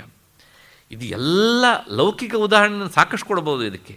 ಸಾಮಾನ್ಯವಾಗಿ ನಾವು ಔಷಧವನ್ನು ಸೇವಿಸುವಾಗ ನಮಗೆಲ್ಲರಿಗೂ ಅರುಚಿ ಯಾರಿಗೂ ಇಷ್ಟ ಇರೋದಿಲ್ಲ, ಆದರೂ ಸಹ ತಗೊಳ್ತೇವೆ. ಅದು ಕಷ್ಟ ಸ್ಥಿತಿ, ಕಹಿ ಬೇರೆ. ಯಾಕೆ? ಆರೋಗ್ಯ ಸರಿಯಾಗಲಿ ಅಂಥೇಳಿ. ಹೀಗೆ ಈ ಅನೇಕ ಜನ್ಮಗಳ ವಿಷಯ ಸುಖಗಳು ಏನಾಗಿರ್ತವೆ ಹಿಂದೆ ಅನುಭವಿಸಿದ್ದೆಲ್ಲ ನಮ್ಮ ಈ ಹೃದಯ ಗ್ರಹದಲ್ಲಿ ಒಳ್ಳೆ ನೆಂಟರುಗಳ ಥರ ಬಂದು ಕೂತಿರ್ತವೆ. ಅವೆಲ್ಲ ಅವು ಏನು ಮಾಡಿದರೂ ಹೋಗೋದಿಲ್ಲ. ಈ ಸಾಧನೆಗೆ ತೊಡಗಿ ಅವರನ್ನು ಅಲ್ಲಿಂದ ಒಕ್ಕಲಿ ಎಬ್ಬಿಸಬೇಕು. ಇವರೊಂಥರ unwanted guest. ಈಗ ಇಷ್ಟು ದಿವಸ ವಾಂಟೆಡ್ ಗೆಸ್ಟೇ ಆಗಿದ್ದರು ಅವರು. ಹಾಗಾಗಿ ಅವ್ರನ್ನ ಒಕ್ಕಲು ಎಬ್ಬಿಸಬೇಕು ಅಂತಾದಾಗ ಹದಪಾಟಿಗೆ ಬಿಟ್ಟು ಹೋಗ್ತಾರೆ. ಅವರು ಬಿಟ್ಟು ಹೋಗೋದಿಲ್ಲ.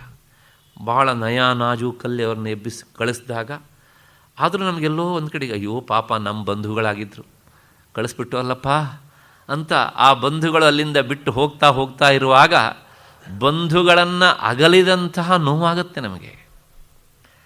ಆ ನೋವು ಆಗ್ತಾ ಇರುವಾಗಲೇ ಈ ಸಾಧನೆ ಎನ್ನುವಂತಹ ಬಂಧುಗಳನ್ನು ಅಲ್ಲಿಗೆ ಕರೆಸಬೇಕು ನಾವು.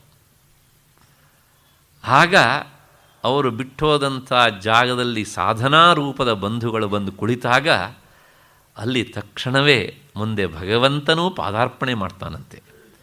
ಎಲ್ಲಿವರೆಗೆ ವಿಷಯ ಸುಖಗಳು ಎನ್ನುವಂಥ ಬಂಧುಗಳು ಹೃದಯ ಗ್ರಹದಲ್ಲಿ ಇರ್ತಾರೋ ಅಲ್ಲಿವರೆಗೆ ಅವನು ಬರೋದಿಲ್ಲ. ಯಾಕೆಂದರೆ ಜಾಗವಿಲ್ಲ, ಗರ್ಭಗುಡಿಯಲ್ಲಿ ಅವರೇ ಕೂತಿದ್ದಾರೆ. ಹಾಗಾಗಿ ಅವ್ರನ್ನ ಒಕ್ಲೇಪಿಸು ಮೊದಲು, ಆಮೇಲೆ ಈ ಸಾಧನಾ ಎನ್ನುವಂತಹ ಪ್ರಕ್ರಿಯೆಯಿಂದ ಅದನ್ನು ಶುದ್ಧಗೊಳಿಸು, ಆಮೇಲೆ ಭಗವಂತ ಅಲ್ಲಿಗೆ ಬರ್ತಾನೆ. ಹೀಗೆ ಅಂತ ಅಂದರೆ ಈ ಕಷ್ಟ ಎನ್ನುವಂಥದ್ದು ಅನಿವಾರ್ಯ. ಮತ್ತು ಇನ್ನೂ ಉದಾಹರಣೆ ಕೊಡಬೇಕು ಅಂದರೆ, ವಿದ್ಯಾರ್ಥಿ ಒಬ್ಬ ತನ್ನ ಜೀವನದಲ್ಲಿ ವಿದ್ಯಾರ್ಥಿ ಜೀವನದಲ್ಲಿ ಸಾಕಷ್ಟು ಪರಿಶ್ರಮ ಎನ್ನುವಂಥ ಕಷ್ಟವನ್ನು ಪಟ್ಟರೆ ಉತ್ತಮ ಫಲಿತಾಂಶದೊಂದಿಗೆ ಉತ್ತಮ ಉದ್ಯೋಗವನ್ನು ಪಡೆದು ಉತ್ತಮ ಜೀವನ ನಡೆಸ್ತಾನೆ ಎನ್ನುವಂಥ ಅದೊಂದು ಸಾಮಾನ್ಯ ನಿಯಮ.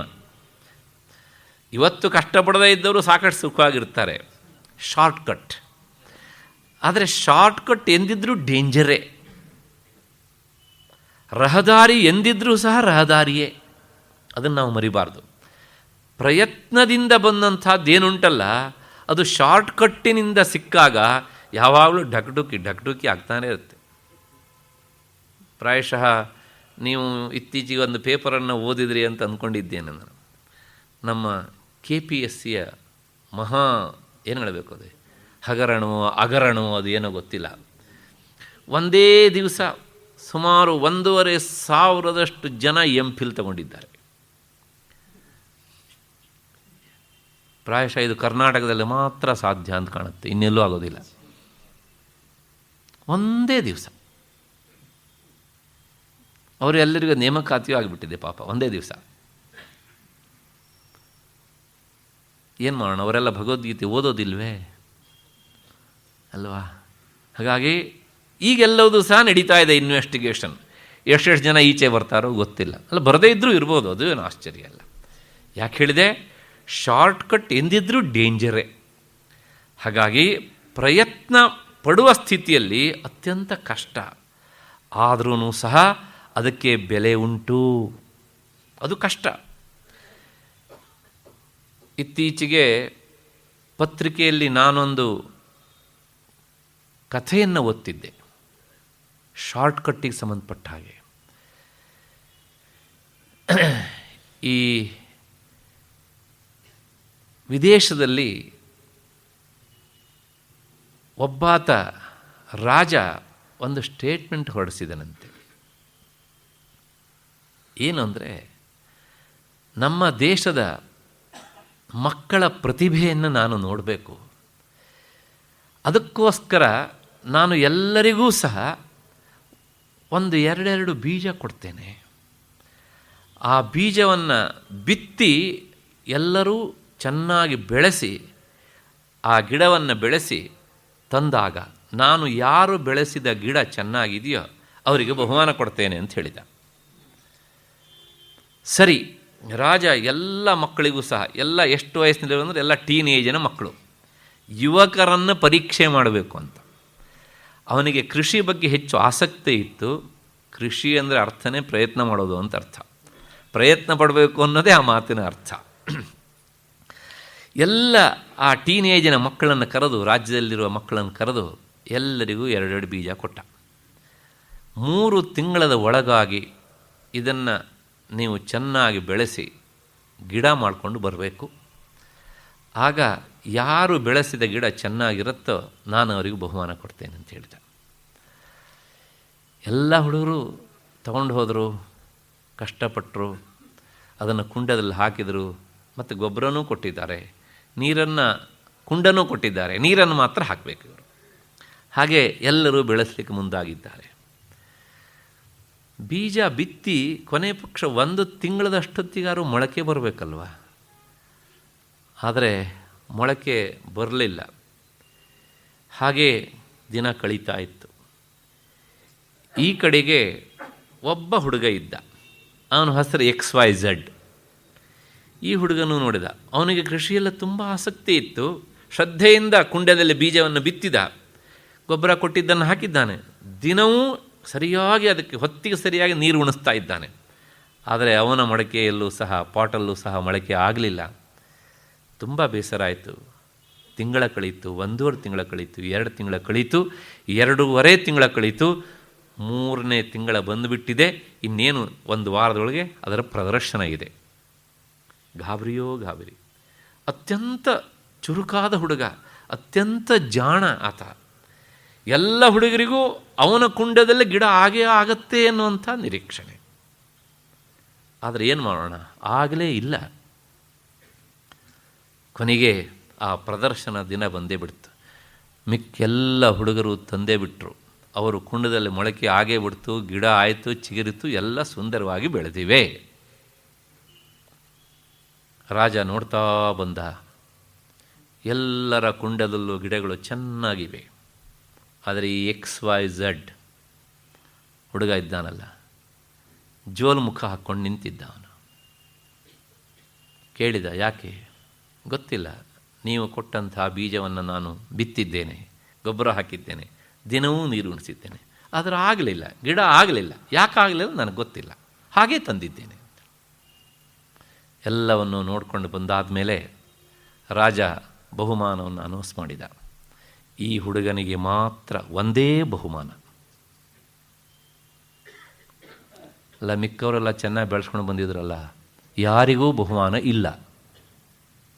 ಯಾಕೆ ಅಂದರೆ ಕಾರಣ ಇಷ್ಟೇ, ಅವರಿದ್ದೆಲ್ಲ ಶಾರ್ಟ್ ಕಟ್. ಹಾಗಿದ್ರೆ ಏನು ಶಾರ್ಟ್ ಕಟ್ ಅಂದರೆ, ರಾಜ ಎಲ್ಲರಿಗೂ ಕೊಟ್ಟಂಥ ಬೀಜ ಅದು ಹೊರೆದು ಹಾಕಿದಂಥ ಬೀಜ ಆಗಿತ್ತು. ಅದು ಗಿಡ ಆಗಲಿಕ್ಕೆ ಸಾಧ್ಯನೇ ಇಲ್ಲ. ಆದರೆ ಗಿಡ ಮಾಡಿ ತಂದವರಿಗೆ ಬಹುಮಾನ ಕೊಡ್ತೇನೆ ಅಂತ ಹೇಳಿದ್ನಲ್ಲ ರಾಜ, ಅದಕ್ಕೋಸ್ಕರ ಆ ಬೀಜ ಮೊಳಕೆ ಆಗದೇ ಇದ್ದಾಗ ಬೇರೆ ಬೀಜವನ್ನು ತಂದು ಹಾಕಿ ಅದನ್ನು ಏನು ಮಾಡಿದರು, ಗಿಡ ಮಾಡಿದರು.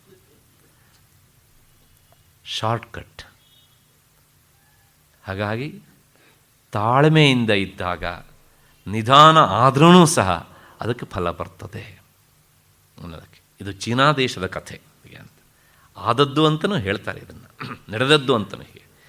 ಹೀಗೆ ಸ್ವಂತ ಪ್ರಯತ್ನಕ್ಕೆ, ಪ್ರಾಮಾಣಿಕತನಕ್ಕೆ ಅದರದ್ದಾದಂಥ ಬೆಲೆ ಉಂಟು. ಗುರುತಿಸುವವರು ನಿಧಾನವಾಗಿ ಸಿಗ್ಬೋದು ಅಷ್ಟೇ. ಅಷ್ಟು ಹಿನ್ನೆಲೆಯಲ್ಲಿ ವಿದ್ಯಾರ್ಥಿ ಜೀವನದ ಈ ಪ್ರಯತ್ನಕ್ಕೆ ಕಷ್ಟ ಆದ್ರೂ ಸಹ ಬೆಲೆ ಇದೆ. ಹಾಗೆಯೇ ಭಗವಂತ ಹೇಳ್ತಾನೆ, ಅಗ್ರೇ ವಿಷಮಿವ. ಪ್ರಾಥಮಿಕ ಹಂತದೊಳಗೆ ಅದು ತುಂಬ ಕಷ್ಟಕರವಾಗಿ ಅನ್ನಿಸ್ತದೆ. ಇಲ್ಲಿಗೆ ಈ ಶ್ಲೋಕದ ಮೊದಲನೇ ಅಂಶ ಸಾಕು ಅಂತ ಅಂದ್ಕೊಂಡು ಮತ್ತೆ ಮುಂದಿನ ಭಾಗಕ್ಕೆ ಹೋಗೋಣ. ಪರಿಣಾಮೇ ಅಮೃತೋಪಮಂ. ಆ ಸುಖ ಹೇಗಿರ್ತದೆ ಅಂದರೆ, ಪರಿಣಾಮದಲ್ಲಿ, ಭವಿಷ್ಯದಲ್ಲಿ ಅದು ಅಮೃತಕ್ಕೆ ಸಮಾನ ಅಂತಾನೆ. ಅಲ್ರಿ, ಅಮೃತಕ್ಕೆ ಸಮಾನ, ಅದಕ್ಕಿಂತ ಒಳ್ಳೆಯ ಶಬ್ದ ಇಲ್ವಾ? ಅಂದರೆ ನಮಗೆ ಅದಕ್ಕಿಂತ ಬೇರೆ ಎತ್ತರದ ಉದಾಹರಣೆ ಗೊತ್ತಿಲ್ವೇ? ನಮಗೆ ಅರ್ಥ ಆಗೋದನ್ನು ಹೇಳಬೇಕಲ್ಲ. ಅಮೃತವನ್ನೂ ನಾವು ನೋಡಲಿಲ್ಲ. ಅಕಸ್ಮಾತ್ ಏನಾದ್ರು ಒಂದು ಒಳ್ಳೆಯ ಜ್ಯೂಸ್ ಕುಡಿದ್ರೆ, ಅದು ತುಂಬ ರುಚಿಕರವಾಗಿದ್ದರೆ ಅದನ್ನೇ ಅಮೃತ ಅಂತ ಹೇಳುವವರು ನಾವು. ಇನ್ನು ನಿಜವಾದ ನೆಕ್ಟರ್ ಅಮೃತ ಸಿಕ್ಕಿಬಿಟ್ರೆ, ಇನ್ನು ಆತ್ಮಾನಂದದ ಸುಖ ಅಮೃತಕ್ಕಿಂತ ಎಷ್ಟೋ ಕೋಟಿ ಪಟ್ಟು ಮೇಲೆ. ಆದರೆ ಅದನ್ನು ಹೇಳೋದಾಗೆ, ಶಬ್ದದಿಂದ ಅದನ್ನು ಹೇಳೋದಕ್ಕೆ ಆಗೋದಿಲ್ಲ. ಆದರೆ ಅಮೃತ ಅನ್ನೋದನ್ನು ಶಬ್ದದಿಂದ ಹೇಳೋದಕ್ಕೆ ಬರುತ್ತೆ. ಅದಕ್ಕೋಸ್ಕರ ಅಮೃತಮಿವ. ಆದರೆ ಅದು ಅಮೃತದಷ್ಟೇ ಸುಖ ಅಲ್ಲ, ಇನ್ನೂ ಮಿಗಿಲಾದದ್ದು.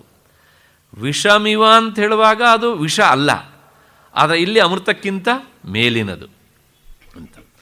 ಹೀಗೆ ಇದು ಎಷ್ಟು ವಿಶಾಲವಾದ ದೊಡ್ಡದಾದ ಸುಖ ಅಂದರೆ, ಭಗವಂತನೇ ಹೇಳ್ತಾನೆ, ಹಿಂದೆ ಹೇಳಿದ್ದಾನೆ 6ನೇ ಅಧ್ಯಾಯದಲ್ಲಿ, ಯಂ ಲಬ್ಧ್ವಾ ಚಾಪರಂ ಲಾಭಂ ಮನ್ಯತೆ ನಾಧಿಕಂ ತತಃ.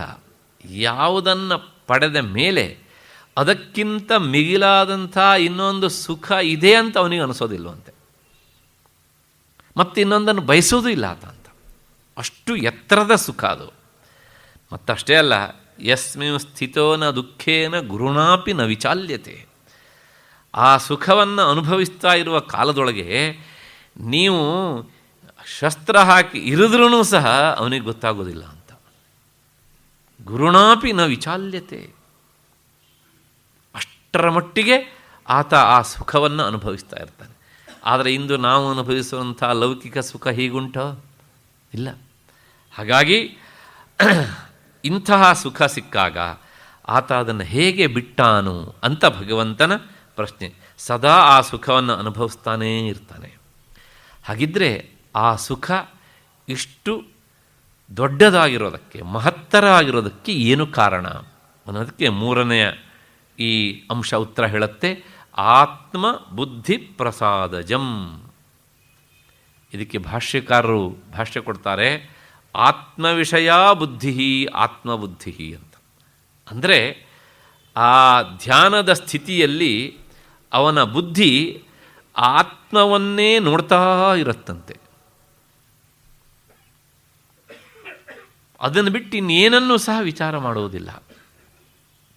ಇದು ಅತ್ಯಂತ ಕಷ್ಟ ಅಲ್ವಾ? ಮೊದಲು ಕಷ್ಟ, ಆಮೇಲೆ ಏನಾಗುತ್ತೆ, ಅದು ರುಚಿಸ್ತಾ ಹೋದಾಗ ಕಷ್ಟ ಅನಿಸೋದಿಲ್ಲ. ಯಾಕೆಂದರೆ ನಾನು ಯಾವ ಬುದ್ಧಿಯಿಂದ ಇದನ್ನು ನೋಡ್ತಾ ಇದ್ದೇನೋ ನನ್ನ ಬುದ್ಧಿಯನ್ನು ಪ್ರೇರಿಸುವುದು ಇದೇ ಅಲ್ವಾ. ಈ ತೀರ್ಮಾನಕ್ಕೆ ಬಂದಾಗ, ಅದು ಅನುಭವಕ್ಕೆ ಬಂದಾಗ, ಬರೀ ತೀರ್ಮಾನ ಅಷ್ಟೇ ಅಲ್ಲ, ಅವನಿಗೆ ಎಲ್ಲಿಲ್ಲದ ಸುಖ. ಹಾಗಾಗಿ ಸಗುಣದ ಧ್ಯಾನದಲ್ಲಿ ಎಷ್ಟು ಸುಖ ಉಂಟೋ ಅದಕ್ಕಿಂತ ಹೆಚ್ಚು ಸುಖ ನಿರ್ಗುಣದಲ್ಲುಂಟು. ಆದರೆ ಪ್ರಾಥಮಿಕ ಹಂತದಲ್ಲಿ ಕಷ್ಟ ಅನಿವಾರ್ಯ, ಅದನ್ನು ಸಹಿಸಲೇಬೇಕು. ನಿರ್ಗುಣ ಧ್ಯಾನ ಅಭ್ಯಾಸ ಆದ ಮೇಲೆ ಮತ್ತೆ ಸಗುಣ ಧ್ಯಾನವೂ ಸಹ ಅವನಿಗೆ ಒಂದು ರೀತಿಯ ಹಿಂಸೆಯೇ ಆಗಿಬಿಡುತ್ತೆ. ಸಗುಣ ಧ್ಯಾನದಲ್ಲೂ ಒಂದು ಹಂತದೊಳಗೆ ಆಯಾಸ ಆಗಬಹುದು, ಆದರೆ ನಿರ್ಗುಣ ಧ್ಯಾನದಲ್ಲಿ ಆಯಾಸ ಅನ್ನೋದು ಇಲ್ಲವೇ ಇಲ್ಲ. ಯಾಕೆ ಅಂದರೆ ಬುದ್ಧಿಗೆ ಆಯಾಸ ಅಲ್ವಾ. ಆಯಾಸ ಆಗ್ತಾ ಇರುವಂಥ ಬುದ್ಧಿಯನ್ನು ಒಳಗಿನಿಂದ ಪ್ರೇರಿಸ್ತಾ ಇರುವಂಥ ನಾನೇ ಅದಾಗಿದ್ದೇನೆ ಅಂತಂದಾಗ ಬುದ್ಧಿಗಿಂತಲೂ ಇನ್ನೂ ಹಿಂದಕ್ಕೆ ಹೋಗ್ತಾ ಇರ್ತಾನೆ ಅವನಿಗೆ ಅಂತ. ಆಯಾಸ ಆಗೋದು ಮನಸ್ಸಿಗೆ, ಬುದ್ಧಿಗೆ. ಸ್ವಂತ ನೆಲೆಯಲ್ಲಿ ನಿಂತು ಅವನಿಗೆ ಆಯಾಸ ಎಲ್ಲಿಂದ ಆಗಬೇಕು? ಹಾಗಾಗಿ ಅವರು ಕೇಳಿದ ಪ್ರಶ್ನೆಗೆ ಇವತ್ತು ಈ ಉತ್ತರ. ನಿರ್ಗುಣ ಧ್ಯಾನದಲ್ಲಿ ಆ ಒಂದು ಹಂತ ದಾಟಿ ಹೋದ ಮೇಲೆ ಅವನಿಗೆ ಆಯಾಸ ಎನ್ನುವಂಥದ್ದು ಇಲ್ಲ. ಅದು ಇದ್ದದ್ದಿದ್ದರೆ ಸಮಾಧಿ ಸ್ಥಿತಿಯಲ್ಲಿ ಆತ ಅಲ್ಲಿ ಹೋಗಿ ಅಷ್ಟೊತ್ತು ನಿಲ್ಲೋದಿಲ್ಲ, ಈಚೆನೇ ಬರ್ತಾನೆ ಇರ್ತಾರೆ ಅವರಿಗೆ. ಹಾಗಾಗಿ ಅಲ್ಲಿ ಆಯಾಸದ ಪ್ರಶ್ನೆ ಇಲ್ಲ. ಅಷ್ಟು ಹಿನ್ನೆಲೆಯಲ್ಲಿ ದೀರ್ಘಕಾಲ ಪರಮಾತ್ಮನ ಧ್ಯಾನದಲ್ಲಿಯೇ ಮುಳುಗುವುದರಿಂದ ಅಲ್ಲಿ ರಜೋಗುಣ ಮತ್ತು ತಮೋಗುಣಗಳ ಸೋಂಕು ಸಹ ಇರೋದಿಲ್ಲ ಅಂತಾನೆ ಭಗವಂತ. ಆದ್ದರಿಂದ ಕೇವಲ ಸುಖಾನುಭವ ಅಲ್ಲಿ, ಅದನ್ನು ಬಿಟ್ಟರೆ ಇನ್ನೇನೂ ಇರೋದಿಲ್ಲ. ಆತ್ಮಬುದ್ಧಿ ಪ್ರಸಾದಜಂ, ಆತ್ಮವಿಷಯವಾದ ಬುದ್ಧಿ ಅದು ನಿರಂತರ ಪ್ರಸನ್ನವಾಗಿರುತ್ತದೆ. ಅದು ಹೊರಗಿನ ವಸ್ತುಗಳಿಂದ ಬಂದದ್ದಲ್ಲ, ಒಳಗಿನಿಂದಲೇ ಬಂದಂಥ ಪ್ರಸನ್ನತೆ. ಆದ್ದರಿಂದ ಆ ಸುಖಕ್ಕೆ ಸಾಟಿಯೇ ಇಲ್ಲ. ಹೊರಗಿನಿಂದ ಬಂದ ಸುಖ ಆದರೆ ಕ್ಷಣಿಕ, ಒಳಗಿನಿಂದಲೇ ಬಂದಂಥ ಸುಖ ಅದು ಶಾಶ್ವತ. ಅದು ಇಷ್ಟು ಅಂತ ಅಳೆಯೋದಕ್ಕಾಗೋದಿಲ್ಲ, ಅದು ಯಾವುದೇ ಮೆಜರ್ಮೆಂಟಿಗೆ ಸಿಗದೇ ಇರುವಂಥದ್ದು. ಹೀಗೆ ಅಖಂಡವಾದಂಥ ಸುಖ. ಎಷ್ಟು ಹೇಳಿದರೂ ಅದಕ್ಕಷ್ಟೇ ಶಬ್ದ. ಹೇಗೆ ಅಂದರೆ ಕಲ್ಲು ಸಕ್ಕರೆ ಉಂಡೆಯನ್ನು ಯಾವುದೇ ಭಾಗಕ್ಕೆ ಬಾಯಿ ಹಾಕಿದರೂ ಸಹ ಸಿಹಿಯೋ ಸಿಹಿ, ಹಾಗೆ ಅವನಿಗೆ ಸಿಹಿಯೋ ಸಿಹಿ ಎಲ್ಲ ಕಡೆಗೂ ಸಹ. ಆಚಾರ್ಯ ಶಂಕರರು ತಮ್ಮ ಭಜಗೋವಿಂದದಲ್ಲಿ ಈ ಮಾತನ್ನು ಹೇಳ್ತಾರೆ. ರಥ್ಯಾಕರ್ಪಟ ವಿರಚಿತ ಕಂಥಃ ಪುಣ್ಯ ವಿವರ್ಜಿತ ಪಂಥಃ ಯೋಗಿ ಅಂಥೇಳಿ ರಮತೆ ಮತ್ತಃ. ಉನ್ಮತ್ತ ಅವನು. ಹಾಗಾಗಿ ಅವನಿಗೆ ಲೋಕದ ಪರಿವೆ ಇರೋದಿಲ್ಲ. ಆವಾಗ ತನಗೆ ಆಯಾಸ ಆದದ್ದೂ ಸಹ ಗೊತ್ತಾಗೋದಿಲ್ಲ ಅವನಿಗೆ. ಏಕೆಂದರೆ ಆ ಸ್ಥಿತಿಗೆ ಆತ ಹೋಗಿರ್ತಾನೆ. ಆ ಸುಖ ಸುಖ ಸುಖ ಅಷ್ಟೇ. ಇಷ್ಟು ಹಿನ್ನೆಲೆಯಲ್ಲಿ ಈ ಸಾತ್ವಿಕ ಸುಖದ ವಿಚಾರ. ಒಟ್ಟಾರೆ ಸಾತ್ವಿಕ ಸುಖ ಎನ್ನುವಂಥದ್ದು ನಮ್ಮ ಒಳಗಿನಿಂದಲೇ ಅದು ಸಿಗುವಂಥದ್ದಾದ್ದರಿಂದ ಆ ಸುಖ ಎಂದೂ ಸಹ ಸುಖ ಅಂತ ಆಗೋದಿಲ್ಲ, ಅದು ದುಃಖಾಂತಂಚ ನಿಗಚ್ಚತಿ ಅಂತ. ಆ ಸುಖದಲ್ಲಿ ನಿಂತವನಿಗೆ ದುಃಖ ಇಲ್ಲ. ಅಷ್ಟು ಹಿನ್ನೆಲೆಯಲ್ಲಿ ಈ ಶ್ಲೋಕದ ಅರ್ಥ ಆಯಿತು ಅಂತ ಅಂದ್ಕೊಂಡು ಮತ್ತೆ 38ನೇ ಶ್ಲೋಕಕ್ಕೆ ಹೋಗೋಣ. ಇದು ರಜೋಗುಣದ ಸುಖವನ್ನು ಹೇಳುವಂಥ ಶ್ಲೋಕ. ವಿಷಯೇಂದ್ರಿಯ ಸಂಯೋಗಾತ್ ಯತ್ತದಗ್ರೇ ಅಮೃತೋಪಮಂ ಪರಿಣಾಮೇ ವಿಷಮಿವ ತತ್ಸುಖಂ ರಾಜಸಂ ಸ್ಮೃತಂ. ವಿಷಯೇಂದ್ರಿಯ ಅಂದರೆ ವಿಷಯಗಳಿಗೂ ಇಂದ್ರಿಯಗಳಿಗೂ ಸಂಬಂಧವಾದಾಗ ಅದರಿಂದ ಹುಟ್ಟುವಂತಹ ಯಾವ ಸುಖ ಉಂಟೋ ಅದು ಆರಂಭದಲ್ಲಿ ಅಮೃತದಂತೆ ಇದ್ದು ಪರಿಣಾಮದಲ್ಲಿ ವಿಷಕ್ಕೆ ಸಮಾನವಾಗ್ತದೆ. ಅದು ರಾಜಸ ಸುಖ. ಹಿಂದಿನ ಶ್ಲೋಕದಲ್ಲಿ ಭಗವಂತ 3 ಅಂಶಗಳನ್ನು ಹೇಳಿದ್ದ. ಈ ಶ್ಲೋಕದಲ್ಲೂ ಮತ್ತೆ 3 ಅಂಶಗಳನ್ನು ಹೇಳ್ತಾನೆ. ಏನು ಅಂದರೆ ರಾಜಸಿಕ ಸುಖ ಸಿಗುವುದು ವಿಷಯೇಂದ್ರಿಯ ಸಂಯೋಗದಿಂದ ಒಂದು. ಆಮೇಲೆ ಅಗ್ರೇ ಅಮೃತೋಪಮಂ, ಮುಂದೆ ಪರಿಣಾಮೇ ವಿಷಮಿವ, ಅದಕ್ಕೆ ಸಮವಿರುದ್ಧ ಇದು. ವಿಷಯೇಂದ್ರಿಯ ಸಂಯೋಗ, ಈ ರಾಜಸಿಕ ಸುಖ ಇದು ನಮ್ಮ ಒಳಗಿನಿಂದ ಬರುವಂಥದ್ದಲ್ಲ. ಯಾಕೆಂದರೆ ನಮ್ಮ ಇಂದ್ರಿಯಗಳೆಲ್ಲವೂ ಸಹ ಹೊರಮುಖವಾಗಿವೆ. ಇಂದ್ರಿಯಗಳಿಗೆ ಬೇಕಾದ ವಸ್ತುಗಳೂ ಸಹ ಹೊರಗೇನೇ ಇವೆ. ಈ ಇಂದ್ರಿಯಗಳು ಆವಾವ ಇಂದ್ರಿಯಾರ್ಥಗಳನ್ನು ಭೇಟಿ ಮಾಡಿದಾಗ, ಅವುಗಳ ಜೊತೆಗೆ ಸೇರಿದಾಗ ಆಗುವ ಸುಖವೇ ಅದು ರಾಜಸಿಕ ಸುಖ. ಅಲ್ಲೊಂದು ಸ್ವಾರಸ್ಯದ ಮಾತು ಹೇಳ್ತಾನೆ ಭಗವಂತ, ವಿಷಯೇಂದ್ರಿಯ ಸಂಯೋಗ. ವಿಷಯ ಅಂದರೆ ಇಂದ್ರಿಯ ವಸ್ತುಗಳು ಮತ್ತು ಇಂದ್ರಿಯಗಳ ಸಂಯೋಗವಾದಾಗ ಸುಖ ಆಗುತ್ತೆ. ಇಷ್ಟು ಹೇಳಿದ್ದನ್ನೆಲ್ಲ ಗೊತ್ತಾಗುತ್ತೆ. ಆ ಸಂಯೋಗ ವಿಯೋಗ ಆದಾಗ ದುಃಖ ಆಗತ್ತೆ. ನಾವು ಅದನ್ನು ನೋಡಲಿಕ್ಕೆ ಪ್ರಯತ್ನನೇ ಮಾಡೋದಿಲ್ಲ. ಸಂಯೋಗದಿಂದ ಸುಖ, ಹೇಳಿದೆ ಬಿಟ್ಟಿರೋ ಮಾತು ವಿಯೋಗದಿಂದ ದುಃಖ ಅಂತ. ಚಿಕ್ಕ ಮಕ್ಕಳಿಗೆ ಚಾಕ್ಲೇಟನ್ನು ಕೊಟ್ಟರೆ ಅವರು ಸವಿತಾ ಇರ್ತಾರೆ, ತಕ್ಷಣ ಅದನ್ನು ಕಿತ್ಕೊಳ್ಳಿ ಅಳೋದಕ್ಕೆ ಪ್ರಾರಂಭ ಮಾಡ್ತಾರೆ. ಯಾಕೆ? ಆ ರಸನೇಂದ್ರಿಯ ಮತ್ತು ಚಾಕ್ಲೇಟ್ ಎನ್ನುವಂಥ ವಿಷಯದ ಸಂಯೋಗದಿಂದ ಆ ಸಿಹಿ ಮಾಧುರ್ಯದ ಸುಖ ಸಿಗ್ತಾ ಇರುತ್ತಲ್ಲ, ಅದು ತಪ್ಪಿ ಹೋದಾಗ ಅವರು ಅಳ್ತಾರೆ. ಕೇವಲ ಮಕ್ಕಳಷ್ಟೇ ಯಾಕೆ, ನಾವೂ ಸಹ ಬಹಳ ಒಳ್ಳೆ ಇಂಟ್ರೆಸ್ಟಿಂಗ್ ಆಗಿರೋ ಧಾರಾವಾಹಿ ನೋಡ್ತಾ ಇರ್ತೇವೆ. ಇದ್ದಕ್ಕಿದ್ದ ಹಾಗೆ ಕರೆಂಟ್ ಹೋಗ್ಬಿಡ್ತಪ್ಪ. ಯಾಕೆ? ವಿಷಯ ಇಂದ್ರಿಯ ಸಂಯೋಗ. ಕರೆಂಟ್ ಹೋಯಿತು, ವಿಯೋಗ ಆಯಿತು. ಆಗ ನಾವೂ ಸಹ ಮಕ್ಕಳಿಗಿಂತ ಹೆಚ್ಚಾಗಿ ವರ್ತಿಸಿಬಿಡ್ತೇವೆ ಕೆಲವು ಸಲ. ಇಂಥ ಸ್ಥಿತಿಯಲ್ಲಿ ಈ ಶ್ಲೋಕ ಮನಸ್ಸಿಗೆ ಬರಬೇಕು ನಮಗೆ. ಎಲ್ಲೆಲ್ಲಿ ಈ ವೈಷಯಿಕ ಸುಖ ಇರುತ್ತೋ, ವೈಷಯಿಕ ಸುಖ ಅಂದರೆ ವಿಷಯಕ್ಕೆ ಸಂಬಂಧಪಟ್ಟ ಸುಖ, ಅದರ ಹಣೆ ಬರಹ ಇಷ್ಟೇ. ಎಲ್ಲ ಸಂಸಾರಿಗಳು ಸಹ ಭೌತಿಕ ಪ್ರಪಂಚದ ಸುಖ ಅಂತ ಅನುಭವಿಸುವುದು ಈ ಸುಖವನ್ನೇ.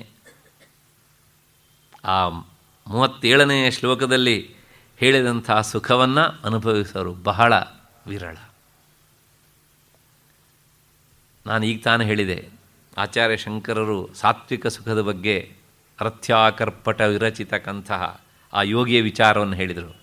ಅಲ್ಲಿಯೇ ರಾಜಸಿಕ ಸುಖದ ಬಗ್ಗೆ ಒಂದು ಮಾತು ಹೇಳ್ತಾರೆ ಅವರು. ಸುಖತಃ ಕ್ರಿಯತೆ ರಾಮಾಭೋಗ ಪಶ್ಚಾದ್ಧಂತ ಶರೀರೇ ರೋಗ. ಸುಖ ಸಿಗಲೆಂದು ವನಿತಾ ಭೋಗ, ದೇಹವ ಹಿಡಿಯಿತು ಅಯ್ಯೋ ರೋಗ. ಇದು ರಾಜಸಿಕ ಸುಖ. ನೋಡಿ, ಮೊದಲು ಸುಖ, ಪರಿಣಾಮೇ ವಿಷಮಿವ, ಆಮೇಲೆ ವಿಷಕ್ಕೆ ಸಮಾನವಾದದ್ದು. ಹಾಗಾಗಿ ಅಗ್ರೇ ಅಮೃತೋಪಮಂ, ಆ ಸುಖವನ್ನು ಅನುಭವಿಸುವಾಗ ಮೊದಲು ಬಹಳ ಸುಖ. ಇದು ಒಂದು ಇಂದ್ರಿಯಕ್ಕೆ ಸಂಬಂಧಪಟ್ಟಿದ್ದು ಅಂತಲ್ಲ, ಎಲ್ಲ ಇಂದ್ರಿಯಗಳಿಗೂ ಸಂಬಂಧಪಟ್ಟಿದ್ದು. ಟಿ ವಿ ನೋಡ್ತಾರೆ, ಆಮೇಲೆ ಕಣ್ಣು ಸಂಜೆ ಅಷ್ಟೊತ್ತಿಗೆ ಮುಂದ್ಗಡೆಗೆ ತೀರಾ ಪರಿಚಿತರು ಬಂದರೂ ಸಹ ಗುರುತಿಸ್ಲಿಕ್ಕೆ ಆಗದೇ ಇರೋಷ್ಟು ಮಟ್ಟಿಗೆ ಬ್ಲರ್ ಆಗಿಬಿಡ್ತದೆ. ಹಾಗೆ ಕೇಳೋದು ಕಿವಿಯಿಂದ, ಮತ್ತು ನಾಲಿಗೆಯಿಂದ ಆಸ್ವಾದನೆ, ತೊಗಿಯಿಂದ್ರಿಯಿಂದ ಸ್ಪರ್ಶ, ವಾಸನೆ. ಎಲ್ಲೆಲ್ಲಿ ವಿಷಯಕ್ಕೂ ಇಂದ್ರಿಯಕ್ಕೂ ಸಂಯೋಗ ಆಗುತ್ತೋ ಅಲ್ಲಿ ಏನಾಗುತ್ತೆ ಕೇಳಿದರೆ ಮನಸ್ಸು ಒಳಗಿನಿಂದ ಅನುಭವಿಸ್ತಾ ಇರುತ್ತೆ. ಈ ವಿಷಯ ಸುಖವನ್ನು ಮನಸ್ಸಿಗೆ ಒಳಕ್ಕೆ ಹೋಗಿ ಕೊಡುವಂಥವುಗಳು ಈ ಇಂದ್ರಿಯಗಳು, ಇವೇ ಮಾಧ್ಯಮಗಳು ಅಲ್ವಾ.